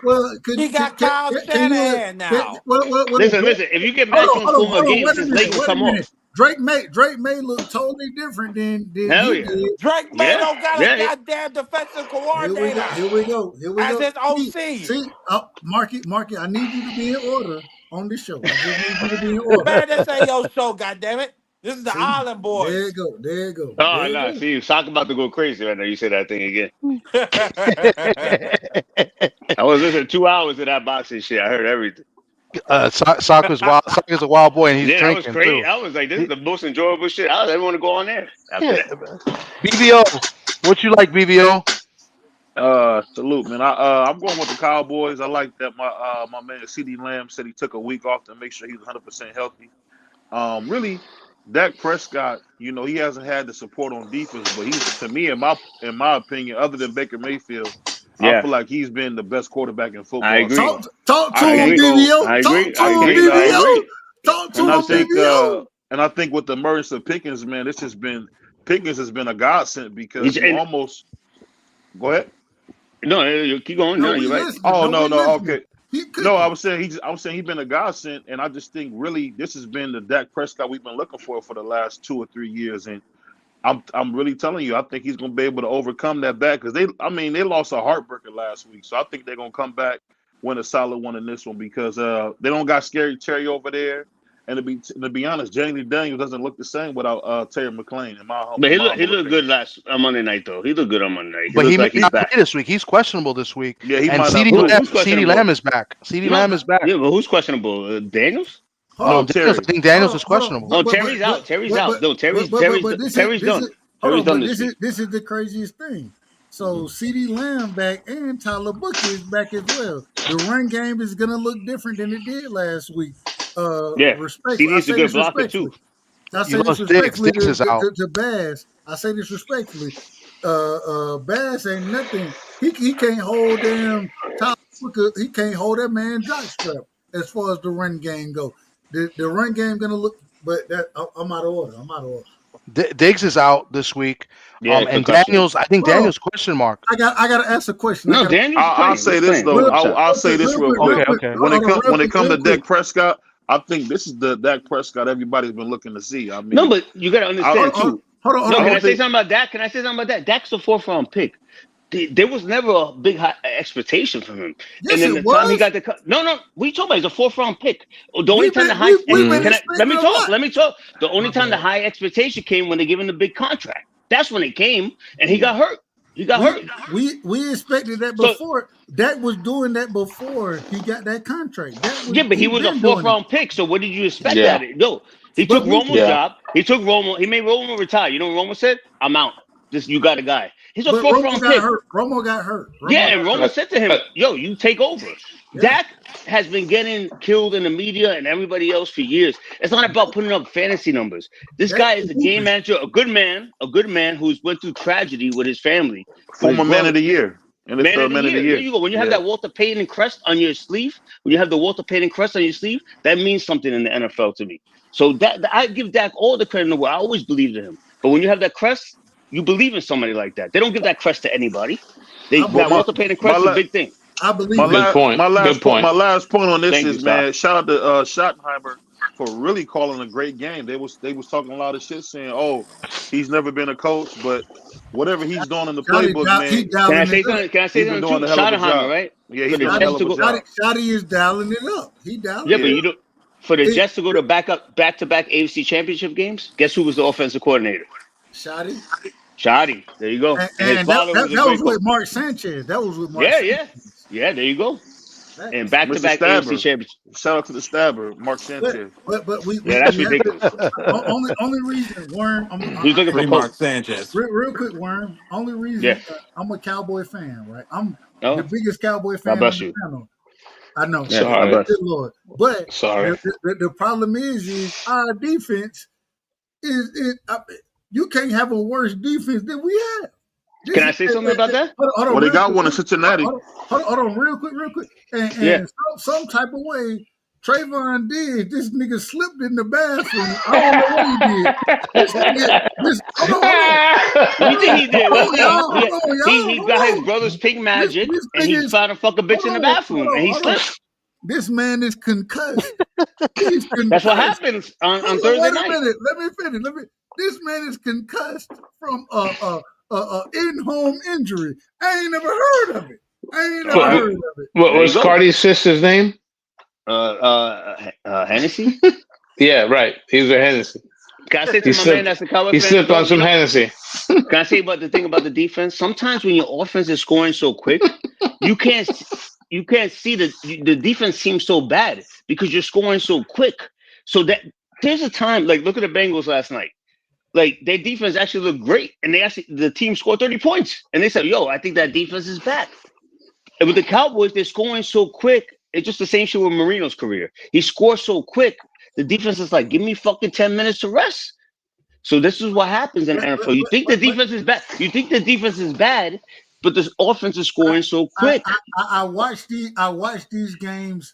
They get blown away in the trenches. But you don't know how that defense is tired already. They were just on the sideline for 5 minutes. Wait a minute. I watch these games, and what the problem is, and this, in my opinion, if we force a punt, 1 punt, and not the Jets game. Well, hell, same even shit. The Jets game, if we force one more punt in the Jets game, if we force one more punt in the damn Green Bay game, then we win both of those games. The problem is these niggas, the pass defense that we have, niggas just run wide open. I watch. I'm a Georgia because fan. They didn't have no rest on the fucking sideline. I'm telling you, you have to have a balance in football to be a champion. You can't just be. It's not about the speed of this scoring. guy George Pickens is getting 150 a game. But it's not George about Pickens. Speed. It's not about the speed of scoring. It's that. Yes, it is. That's my theory about it. That's my theory about it. No, it's people are running wide open on deep, like they're running wide open when we're playing zone. How do you play zone when you play cover 3? You keep everything in front of you. Niggas are running wide open. No, but they're not. Yeah, but once they get past that 2 yards behind the guy, it's over. Because Well, they got a they're really tired. ancient defensive scheme too. I'll say that. You know, they got their tackles on playing the Who damn is? 3-4 down Eberflus there. is a joke. The defensive coordinator, he's Yeah, a joke. I haven't seen the 3-4 since I was like in middle school. So But we You don't. know what? Can I make? And then you know what happens usually when. What's funny? Usually when like Eberflus was the coach of the Bears, right? He was the coach of the Bears, and they fired him for this guy from Detroit. Usually when they go to another team, they do good as defensive coordinators. You know, he's been the worst. He was the coach of he was the defensive coordinator for the Lions. Not the Lions, excuse me, the Colts. And the Colts had a great defense that year. Yeah. Oh yeah, you're right. But they had Buckner and this guy. All I'm saying is that yeah, whatever they got going on in Dallas, and only reason I know this because, man, I talk Dallas football on a regular basis. Man, niggas will we're trying to get rid of Eberflus right now. But it's not gonna happen. So we gotta live and die with what we got. That's what's gonna happen. I'm just saying I don't trust I just don't trust none of it. Yeah. Go ahead. I apologize for being long. It's okay. That's all right. That's great. That was great. Marky Dan is up with his next pick. Probably fell asleep. You must have an edible. My bad, I was on mute. Greasy Dominican bastard. I'm gonna take the Colts plus 1.5. Taking the Colts plus 1.5. I already took the Colts. I took the Colts already. No, but we could take the same team, but I thought we had to pick different teams. No, we don't. There's too many of us to do it. You need to come imitation. You need to come imitation is Flaherty. Why? I'm upset. If that was the case, then I'd be happy, and then Sock can't take the Jets, but he took the Jets with us, so now I'm upset. But what can we do? No good Dominican bastard.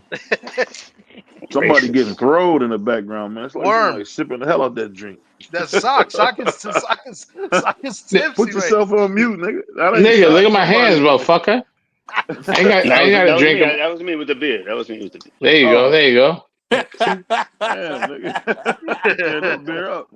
This is me now. Worm, you already took 3 plays, That's but give us another play and give us what you think is the lock of the week. It's my turn already.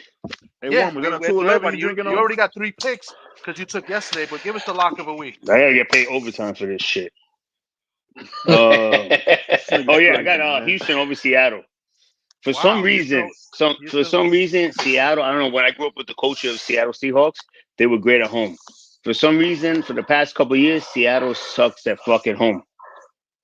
Straight up. On the road, McDonald is 10-1 straight up. 10-1, yeah. In his career, and at home, he's like 3-9 against the spread. I never heard a Seattle team being like this. This is crazy. Yeah, no. Bring back the Kingdom. And so I got the last 2 years since he's taken over. So I got the Houston Texans, who had the longest bye in history. They had a late Monday night game in Week 6, and now they have a late Monday night game in Week 7. This is the longest bye ever recorded in history. And so I got the rested ass motherfuckers. And since I'm next, this is a perfect segue because my game of the week and my last pick is the Seattle Seahawks, and I'm going against everything that tells me don't do it, and that's like you said, Seattle's been a great road team, 10-1 the last 2 years under McDonald, and they've been horrible at home. But in both games at home that they've lost this year, they should have won.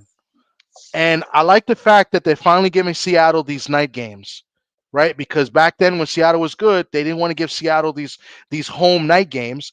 And now they give them a night game on Monday night and not a traditional time. They make it a little bit later. 10 o'clock. Because this game is 10 o'clock. So over there it's 7 o'clock for them. Usually if it was a night game, it would be like 5 o'clock for them. So this is a night game for Seattle. So I like that. I think they're going to be fired up, getting a home night game, Monday night, prime time. I don't think Houston is a good team anyway. Seattle's defense has played really, really well this year. They're a little banged up on defense. I expect them to be back, a couple guys to be back this week. So I like Seattle in a blowout. I think this is my game of the week, not because it's my team. I just think that everything is lining up for them this week after a good road win at Jacksonville. a Jacksonville team that beat the Chiefs the week before. You know, so coming home playing a bad Houston team, I like Seattle to win big. I mean, this is a blowout game I in my picked Seattle opinion. last week too. So On that I'm game. going Seahawks big this week, and it's -3.5, but I think they're gonna win by like 3 or 4 scores. Fuck you. D free you up. I'm glad y'all said that because I was gonna pick Seattle, but now that y'all said that and both of y'all went against each other, I'm gonna go with the Atlanta Falcons over the 49ers. I'm gonna go with the Atlanta Falcons over the 49ers. I like the Atlanta defense, the way they've been playing. I like the way their offense been playing. And the 49ers, they've been skating through, getting wins by the skin of their teeth. I think the Atlanta offense and their defense combined is going to be too much for the 49ers. So I'm gonna go with the Atlanta Falcons. Okay, it's not a bad pick. I like that pick as well. You know, anytime anybody goes against the Niners, Can I I'm say all something for about it. that game that two people picked? So if the Falcons lost to the Bills, you're gonna pick that game? You're gonna pick the Falcons against the Niners? If the Falcons would have lost to the Bills? Yeah. Yeah, by one I still would score. pick. I still would have picked Atlanta over the 49ers. Get the fuck! Come on, please. That's what you got to see. That whole manipulation of that game is affecting the people that are picking the Falcons. So you telling me even if they lost to the Bills, you're gonna pick the Falcons? There's no way. I'm telling you. No, I I don't would. believe I'm you. not I don't telling you believe what you would. I don't care No, what I you don't believe. believe I'm you. telling you what you asked me a question. I gave it to you. If you That's don't my believe it, opinion, that's though. your opinion. Anytime you pick against the 49ers is a good pick because you know we hate the 49ers. Like I said, it was. I had Atlanta Falcons prior to it, but then I said Seattle. They're playing against the Houston Texans. Then I thought about it. I was like, Seattle ain't been good at home. So let me go back to the Falcons. You're welcome for that. No, You went to a win to a loss. I would You went thank to a you, win but to a loss. I'm gonna thank Thomas. I just made you go to a win to a loss, so I'll get that one game standing right there on that. Oh God, he go talking shit. I'd rather thank Thomas because that's his thing. That don't matter. Unbelievable. I need Seattle to lose. So that's not even an official game for me anyway, so it doesn't matter anyway. Yeah, because he already took a third game. But Sock, you're up, and please don't let it be Seattle. Give me the Green Bay Packers over the Cardinals. 6.5. I think the Packers win by 2 scores. Okay. Packers have been kind of inconsistent this year. You know, playing at the Cardinals. I don't know if Kyler Murray's playing in Arizona. They won't know till Saturday night. Yeah, the Packers been playing to the competition. That's the best I can say about them.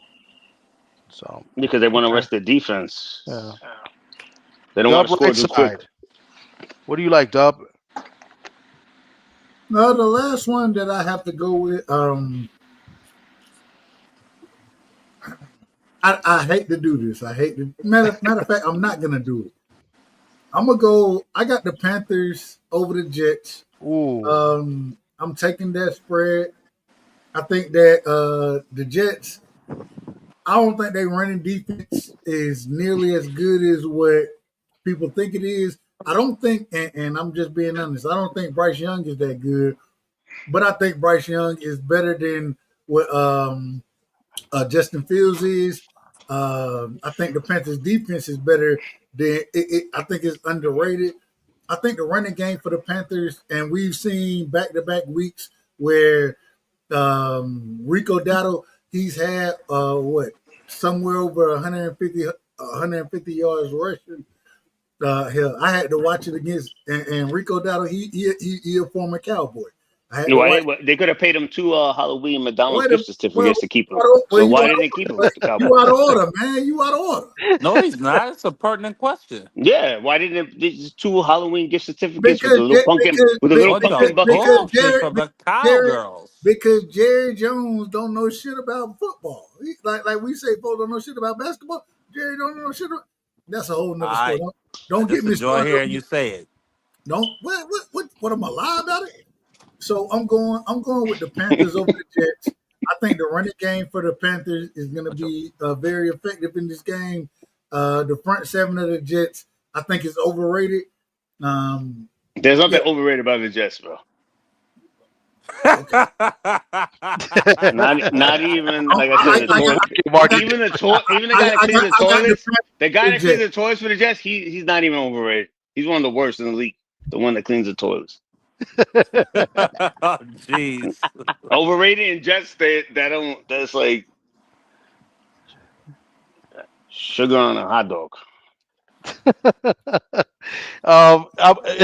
BVO, you up for your last pick, BVO? My bad. Worm threw me off with that one. Yeah, it took me like 10 minutes to make that stupid ass. Hey, bro. Yeah, Worm threw me off with that. Oh, but I got the Panthers over the Jets. After that horrid performance, I think he had minus 10 passing yards after all the sacks. Yeah, we almost won. Justin Fields has just been garbage. So we get positive 10. Oh, you gonna let me talk, motherfucker? Sorry about that. I feel bad. But Sauce Gardner's been exposed because he's not allowed to do all that holding and pulling he was doing. I mean, I'm sure the Jets like, damn, I can't believe we gave him that big ass contract and he can't stop a flu. He can't stop a door closing. But you just look at them as a team, man. The Jets have just been horrible on defense. That's not the same defense that we had under Mike Masala. So I don't know what's going on with the Jets. I mean, now we see why Pittsburgh didn't shine Justin Fields. I mean, the brother can't catch a cold, man. You got Garrett Wilson. You can't get him the damn ball. I mean, that dude's been horrible, man. So again, the Jets spent money and got nothing for it. And I don't think the Panthers any better, but I do see the Panthers are trying to get better. And shout out to Bryce Young, man, because he has put some things together, especially with his new receiver. So I got the Panthers as my last pick. Okay. And last but not least, or maybe least, my man Marky Dan. He only said that because I'm black. You're racist. Nigga, stop trying to talk like me. I'm gonna talk. I say that all the time. I'm gonna take. I want to take the Packers, but the Cardinals, I just got a feeling they're gonna make it a close game and lose at the end. I'm gonna take the Bears for the minus 5.5. Okay, that's the first Bears pick tonight. Okay, I Bears feel over. like that's Yeah, an I mean, obvious pick there. I feel like it is too. I just feel like it's too good to be true. And the Bears got a good win this past week. You don't think they can win by a touchdown? I think so. I think that's a good pick. I just think it looks too easy, right? And sometimes when the game looks too easy, I try to stay away, because it's like they're setting you up to take it.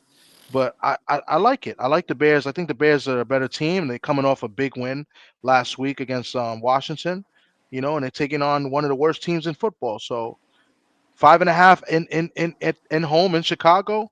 I like it. I like that pick. The Bears are not a historically good home team. They're not a historically good team. And Randall has got better every week. He's got better every week. And Olave had his best game of his career last week. And that's 3 years he's been in the league. Yeah, I don't know. This is like a trapper, like you said, Tommy. This is like a trapper. It looks like a trap, but Odunze didn't have a good game last week, so I expect him to bounce back this week. There's a couple big time players for Chicago that didn't play well. They usually play well too. So, the Saints defense is not that good.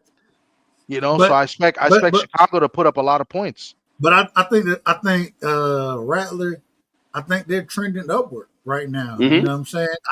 It seemed like Kellen Moore, I don't know exactly what he got going on over there, but it seemed like that offense is trending up. And I thought Wait, Chris Olave got traded to the Patriots? I didn't even know. When? Chris Olave got traded to the Patriots? For real? I didn't see that on Sports Illustrated. It just unless it just happened. I'm bugging out. It say a mock trade. Here we go with the fake news. Here we go with the fake news anymore. BVO is right. He's on an edible. Damn. BVO, you called it. I mean, yeah, he's definitely on edible. Edible or not edible. I speak facts, brother. Yeah, that brother is on edible. You see, hold on. How you speak facts when you just said Chris Olave got traded? And then I came back and made a correction. Goddamn that man said I speak facts. That brother over there doing bad. You give your president all this leeway. You can't give your brother some leeway. Golly, that nigga Marky Dan was in Worm's dreams. That's what it was. With the money. Good call. With the money. Helping Worm count the money. Like, did I send that nigga that money? Yo, I swear to God, yo. I would have put my life on the line. If you saw me last week, I would have put my life on the line that I sent that money, yo. Oh wow. That nigga said he would have put his life on the line. See, you would have been hanging out with Tupac. Now look. Yeah, in Cuba. That's how Marky Dan got the edibles. He sent it to Marky Dan instead of I sent him the care package.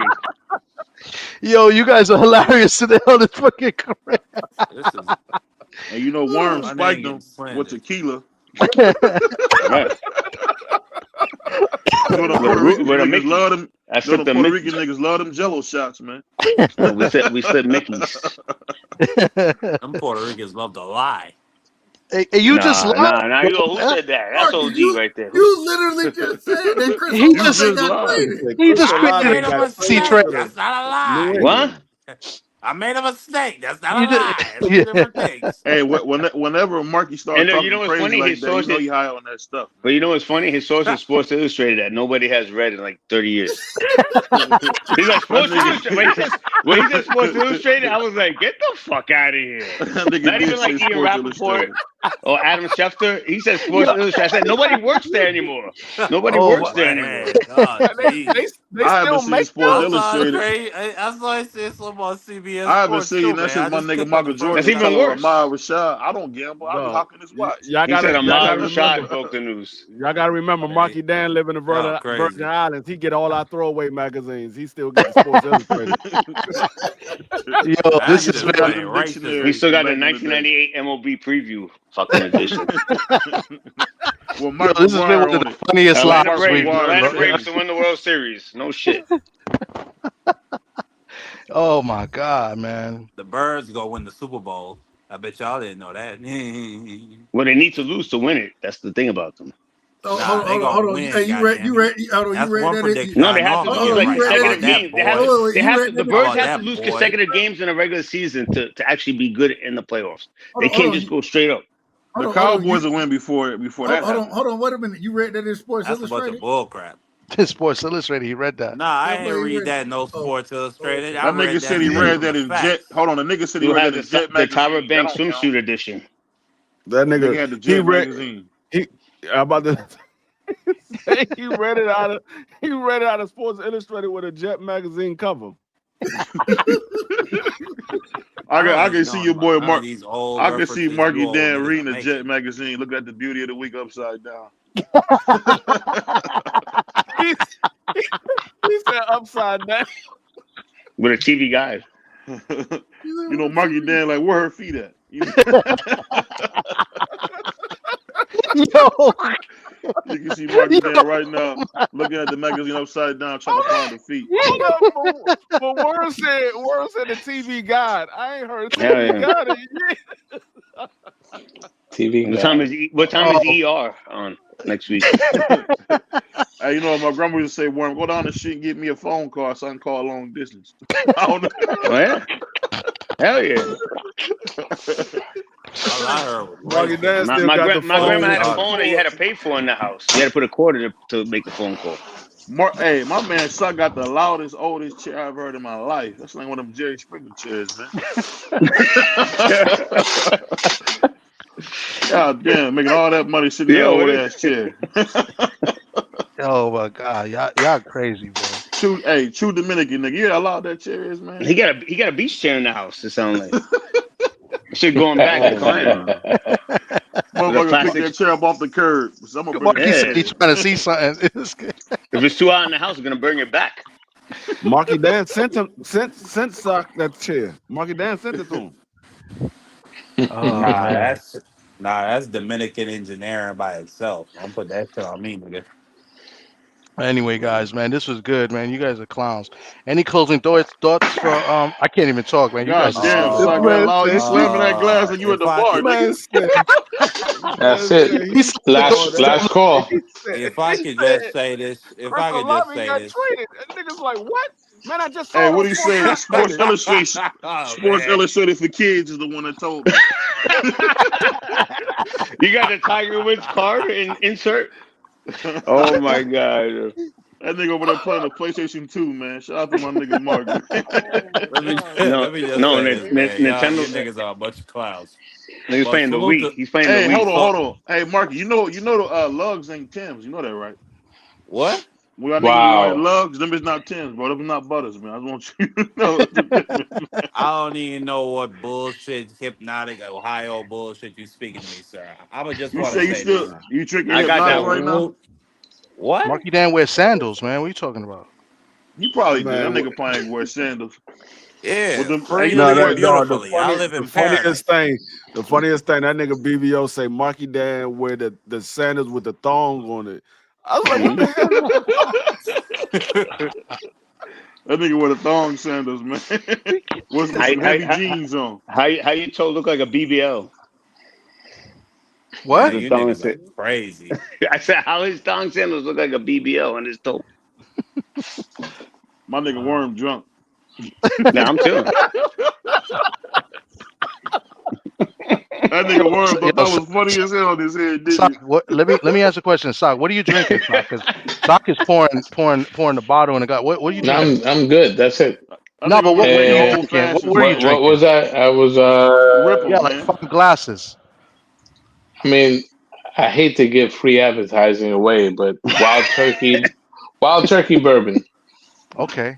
Now you know it ain't Thanksgiving, but we put this bird away. He about to shoot at people's feet after drinking that shit. No, chill. This is like 2 weeks worth. Nah, you drank all that. You drank we just all sat that there and tonight. watched your live Dominican ass. Yo, we heard the liquor hit Matumbo finger. Hold on. Hey, why your fingers all fucked up like that? Thomas, remember that episode? I don't want to hurt your feelings. Remember that episode we did, Thomas, on the live when I think it was a Friday night, and Sock came up there drunk as hell because the Red Sox lost. That nigga said he took a whole fifth to the head. That's regular shit, though. Oh, that's regular shit. Taking a fifth to the head. Regular shit. A fifth to the head. Shit. Hey, that sound like a nigga that wash cars, man. Say some shit. Yo, you guys are wild, man. This was dope, guys. And any closing thoughts? Nah, man. I will see y'all tomorrow. We'll be in New York, man. We'll be in New York, man. Shout out to all the Jews, man. We coming back. Wow. Small hats. You checking in? Small hat. You checking in? Wow, small hats. Hey, I'm bringing the Dominican with me, so shout out to all the Jew niggas, man. Hey, take BBO to the restaurant where he saw the mouse at. Take him to that restaurant. Nah, he gonna be in Brooklyn, so I don't think we're gonna be. But I'll see BBO. I'll see you tomorrow. You guys will be in touch. Hey, BBO, get a good chopped cheese out there, man. Get a good chopped cheese. Hey, man, that ain't nothing but a fake ass cheese steak, man. That shit ain't nothing, man. We don't eat that shit. The real New York, we don't eat that shit. New Yorkers don't eat that. The real ones. Hey, but I will make sure I give me one of them big ass pretzels that Saka be talking about, man. I'm gonna give me one of them big ass pretzels, man. Whoa. But this was dope. Listen, I'm gonna see BBO tomorrow. We're gonna be at the fights tomorrow in Brooklyn at the Barclays. Danny Garcia's last fight. This was a good live. I'm gonna break this live into two. I'm gonna take the NFL picks and make a separate video so you guys want to take our picks. Worm has been hot. I'm not gonna lie. Got 3 in the right. I think he's won 5 of his last 6 picks. So if you guys are trending and want to make some money, follow what he's taking. Everybody else is doing pretty good. Dub Rice is doing good. Stay away from Sox picks. He's been doing very bad. BBO very, very bad. D Free is up and down. You know what I'm saying? Like a roller coaster. What's up? You said what? All right, man. All right. So with that being said, man, you guys have a good night. Hold on. Let me say this before we go. Yo, by the way, in college football, down go the Hurricanes. Let's go, Louisville. Hey, shout out to Bowling Green. Yeah. Oh, tomorrow, USC. Bowling Green, they play intramurals. They still got a varsity? Hold on, did you graduate college, motherfucker? Make sure I pull up. Hey, triggered you, huh? Faggot? I don't want no job corps niggas talking to me, Jesus man. I triggered you, faggot. For a lot of they say, yo, job corps nigga. Antonio Daniels, the only thing ever good come out of Bowling Green. Huh? Damn. Antonio Daniels. That's the only thing ever good come out of Bowling Green. It's coming from a motherfucker with a GED, man. Shut your fuck ass up. Yo, tomorrow USC and Notre Dame rivalry continues. Yeah. Let's go. Yeah. Let's go. Notre Dame. College football zone, goddammit. I'm going Classic live rivalry. for 11:15. Hey, y'all gotta fire that nigga, Man, man, before y'all y'all can win. trash, man. Fire Y'all that nigga trash. from Notre Dame. No, we're making Fire a that playoff. What are you talking about? Stop being a coon, BBO. Oh shit! You should stop Wow, being. You said what? Dominican just called you a coon. I ain't worried. Hey, I ain't worried about this stepping fetching nigga, man. Shout out to this nigga, man. He over there drinking that shit with his fucking Virginia Slims, man. Smoke you another Virginia Slim. Wow. Yo, you guys are wild, man. Old school never heard a motherfucker. Dominican call somebody a coon. That make me laugh so hard, man. Take your monkey ass back to the field, sugar boy. Motherfucker talking about I ain't never, man. Shut your bitch ass up. We out of here, y'all. Peace. You're cool, Guys, bro. check out Marky Dan tomorrow. Marky Dan is gonna have Fat the one of college that. football. The college Fuck football. Bowling Green. Shout out to Job Corps. Shout out to Sox alma mater Job Corps. Shout out to Job Corps. Wow. We're never gonna get out of here. I felt man. that one. I felt that. Yeah. Being from New York. And he from DeBry. What's that school they used to have? We said DeBry. What are you doing? What are you doing? You sitting on the couch. That motherfucker said, "Yeah, I'm on the couch. Let me get my GED, man. Let me stop playing." You gonna get robbed going back to Ohio. Hey, when you see me in person, you be like, "God damn." Just know you gonna have to answer for that shit you saying. I see you. I didn't know they stacked shit that high. Okay. Hey, all I say is this: just don't pull the knife out, don't pull the razor out your mouth, man. That's all I say. Because when I see you, I'm a bomb on your old ass. You still a 50-year-old Dominican, man. Oh man, you guys are killing me. Anyway, you guys have a good one. Marky Dan gonna have the college football games on tomorrow. Go check out his live tomorrow. Or check it out Saturday, because depending on when I upload the half of this video, if you're watching, but Saturday, Marky Dan, 12 o'clock noon. Yeah, 11:15 Eastern. Also, 2:50 this Sunday. I'm gonna be going live for the F1 US Grand Prix. Pull up if you're interested. I'm also gonna be calling the Eagles game. All right, it's gonna be 2:50 this Sunday. All right, bet. Nigga, All right, I thought guys. Freeze Puerto Rican ass was calling the games. God damn, you love Go Birds. Go Birds. Go Birds. This motherfucker loves stepping on toes. Man. Puerto Rican ass been calling game. Let the Puerto Rican do it. Man, I'm not worried about nothing you talking about, brother. Worry about your trash ass Browns on Sunday. I'm worried about some F1 racing, goddammit. Man, I hope you jump in front of the cars, man. Jump in front of the cars, Mark. Whoa. Wow. Jump in front of a bus. They won't miss you for sure, big boy. Yeah, we need some more deer meat. We would love you to jump in one of them cars, motherfucker. Yo, this guy's crazy. You guys are wild, man. All right, guys. You guys have a good night. You guys are crazy, bro. Shout out to Sucker. You took your boots off. You put your feet on the table. You shit-kicking, stinky horse-smelling motherfucker, you! You fucked me up over there. I'll stick you in a hole in the fucking desert. You understand? Move in and apologize. Yeah, get the fuck in. All right, guys, man. You guys have a good night. We'll talk to you guys tomorrow. All right, chop cheese. Fuck Bowling Green.